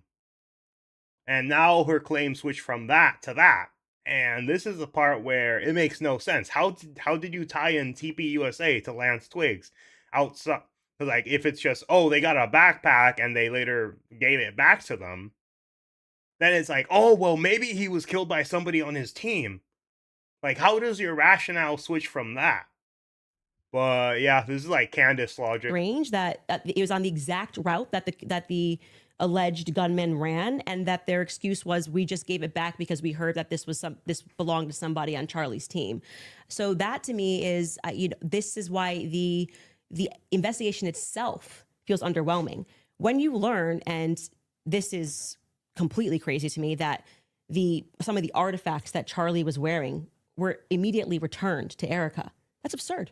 That is absurd. Everything should be in evidence. When you learn that the car that they carried Charlie in to go to the hospital, they had immediately towed, cleaned, and back up for resale, that's absurd. That should be sitting in evidence. And any police officer that you speak to will say, or a person that's been involved in a crime will say, I didn't get my stuff back for years. That had nothing to do with anything. It was just around. And they kept it into evidence until the trial was over, and it has to be approved. I think somebody said by the attorney general, has to sign off on giving you those objects back. And we were told this is all fine. And we see, this is just one example, Erica holding the crucifix. That should be in evidence. Irrespective of if you feel bad for her and think she should have it and it's sweet, that should be in evidence. Immediately paving over the crime scene. Is this just like the craziest thing ever? Just so you guys know, they were there for, I think, like 2 or 3 days before they left, something like that. But there's this crazy thing called they remove everything after they notify, look at everything, and then, put it back, note its places, and then take everything out. They don't permanently close a public area of, like, indefinitely until like a trial is over, because then at that point the body would literally be rotting while it's still on the ground, and then it would be like constant police presence like every few blocks. Buys common sense. You immediately, and when you heard the guy who did it actually go up on a podcast and explain, I got the call, they said it was a paver emergency. I've never in my entire career heard of a paver emergency. They had already had someone come up and dig up the dirt. So by the time he got there on Sunday, the dirt had already been dug up for him to lay down paver. This is so insufferable. Her voice actually is giving me a headache. Holy shit. Holy shit, man. This is what I mean. She's delusional, retarded, and like, quite frankly, like, I don't even know. I'm genuinely impressed with how out of like touch with reality and delusional she is. Let's keep going. Jesus Christ. That is what people are looking at and going, this is weird. There needs to be answers for why this was done. And he tells us the call came from the feds and the governor's office. UVU's washed their hands of it. And what he's saying sounds true, because we heard during the testimony, one person described the regions of who was in control of everything. Mm-hmm. The feds were in control of the courtyard. So in order for anybody to have paved anything, that was federal territory, so to speak. I'm maybe not using that in the best cop term, but the feds were in control of the courtyard. So these are things that I think should be answered for. Why are we doing things differently than you would in any other criminal scenario of keeping the evidence until we know more, until we're confident, the various decoys. I did it. It just doesn't look right. Okay. Okay, so go back to the question. So what would you need to see for you to say Something, if they had, I was expecting, here we have him, he took the shot, here it is. And then I'd be like, great, a clear image of him on the staircase where I'm like, that's definitively Tyler Robinson and he was on campus. We got nothing. We got literally nothing. And this is what I mean. This is what I mean. Candice's position is basically, it's all conspiracy, blah blah blah. This is what happened, blah blah blah. But then she doesn't have anything to defend her positions. All she has is feelings and ideas that, whoa, I'm correct, I'm never wrong, and this is me. And she's been on this for like over a fucking year.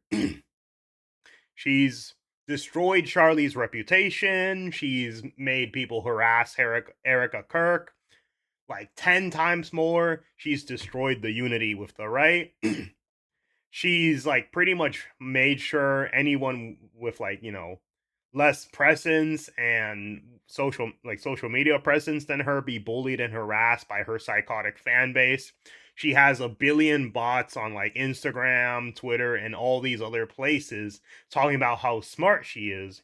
And then she has a bunch of primarily third worlders watching her on top of that, who only watch because she know like Israel, therefore she good. Like, it's basically been all for nothing. It's gotten nowhere. This investigation has been a complete and utter failure. And her entire fan base is so deluded and out of touch with reality that they would rather continue gobbling up her metaphorical cock in their mouths than they would actually look at reality and see that things are not what she's made out. And the fact that she's been capable of getting away with this for this long is in fucking sane. And the fact that people like Megyn Kelly, who was the other? Some girl like Carol. I don't know if Tucker was like, oh well. I don't know if Tucker like directly like was like maybe there's a couple things weird. I don't know if he did it for Charlie Kirk. But you know, even these people were like, well, maybe she's right, and they were like talking about how like it could be. Like the fact that these people even decided that they were gonna humor this absolutely fucking retarded ass conspiracy theory that's built on nothing outside of a deluded retard whose entire basis of this entire thing has just been, I want to take as much attention as possible and milk Charlie's dead fucking body for the next year entirely for this, entirely for nothing. Because like people can say whatever they want about like guys like maybe Ben Shapiro, who like oh yeah, it's like they're a little like sketchy and stuff, or maybe like or maybe like, you know, his loyalty to Israel maybe like makes some people put off. But at the end of it, he defended his fucking friend from this psychopath. At the very end, he did that. Who else did that? Oh, Crowder did that. Tim Pool did that. Asmongold, even though they weren't friends, did that. A bunch of people were willing to defend their friend over it. But then there was a bunch of huge fucking cowards not willing to say or do anything about this woman actively ensuring that Charlie's legacy and its impact gets destroyed entirely because she feels like she's owed his entire fucking legacy to be destroyed. Erica Kirk is getting death threats and having her entire family harassed as well as her, and people spreading that she killed Charlie Kirk, all because of this deluded retard. A grieving widow had no time to grieve because this retard thinks Erica Kirk should be on TV 100% of the time with zero privacy, answering all her stupid fucking questions. But yeah, this is the thing, man. I hate Candice Owens. I think she brings absolutely nothing of use to anything in terms of politics, in terms of anything fucking at all. Holy shit. The fact that she has so many people that actually watch her and actively think like she's even like slightly smart is an embarrassment. Holy shit. Nothing but hearsay of people saying, But you basically get no case. what? You basically no case on planet Earth. You get the Sure. Oh, we got a picture. Okay, Here's him with the murder you're weapon. right. Here's him taking the But shot. most of this doesn't take place on a college campus that has surveillance everywhere. Yeah, One but, clear image of his. But I don't understand. And this is the thing too, which is he didn't shoot inside of a college campus. He shot near a college campus. And the thing is, yes, a college campus has surveillance everywhere in its building. Most college campuses don't have cameras expecting people to use a fucking sniper on their college campus. Most people do not have active security for something like that because they don't expect it to happen. And then it's like the place that he was above was some random business, I think, too. There's all that stuff, and then this is the thing. She has nothing. This investigation has gone nowhere, all because of this. When you're His asked, car plates, if you you're know, asked like- the question, what would it take to convince? It'd be the same question be asked to me, Andrew. What would take to convince you that the oppositional is true, Patsy. right? That he's a patsy or something like that. Just good, clear, concise evidence that's been presented, right, and is being presented that I could go through and link all together to see if there's actually some clear picture of there being a patsy. That's what it would take for me. Okay. Just I don't disagree with that. We haven't heard the defense just respond. a good evidentiary standard, and then of course I would change my mind. So just to qualify this, so there is a possibility in the next few months that you may come out and say, guys, it's done. Tyler killed him. Yeah. So you're saying yesterday. Yeah. I think it's very important for the audience here that from Without you, question. For you, is there anything that you could see for you to say, yeah, this guy was a patsy, the Of government was course, involved? I'm going to always follow evidence. Perfect. So my whole thing is just this. It's really important to me. I don't mind people being truth seekers and justice searchers, and the internet has helped solve tons of crimes. There's no ifs, ands, or buts about that, right? However, there's also people who, they not only don't solve crimes, but they just come up with conjecture and what's called flooding the zone. You flood the zone with tons and tons of conspiracy-based ideas, and they go nowhere, right? Here's the thing too, which is like not all conspiracy theories are made equal. That is the biggest thing. And the problem was too many people got into conspiracy theories. So eventually what went from a pretty niche subject that was usually gatekept because a small select group of like really usually smart or obsessed people would look at it has now been flooded with so many actual just retards that every conspiracy has to be exactly what they believe, and that's it. There's no evidence presented, there's nothing presented. It's just, oh, this is exactly how it happened, and I'm not going to change my mind no matter how much the opposite is proven so. The vast majority of conspiracy theories are never proven. I'm pretty sure less than 10% of them ever are like, shown to be true. And that's where the problem lies. Not all conspiracy theories are built equal, because some of them are just built by people who don't know what the fuck they're talking about, basically. In fact, they actually take away from legitimate investigation. Now, I'm not even saying anybody here is purposely flooding the zone. That's not even the claim. All I'm saying is that the claims made absent, this is just me not being convinced by the state's evidence. Those become claims, and claims have to be defended. Just like mine have to be defended, yours have to be defended. And that's what we're going to get to now, yeah? You want to get into it? Would you guys like to take an ad break? We'll take an ad come break. back? Take an ad break, sure. And then we'll talk Erica Kirk and TPUSA. And the conspiracies that have been conjectured by Candice Owens in regards to this case in the Charlie Kirk Perfect. assassination. Folks, we'll take a 3.5 minute break and we'll be back soon. And me, I'll make a part 2. Jesus, I've been on this for a bit, but I'll do a part 2. I'll probably just take like a 30-minute break before like uploading the second part.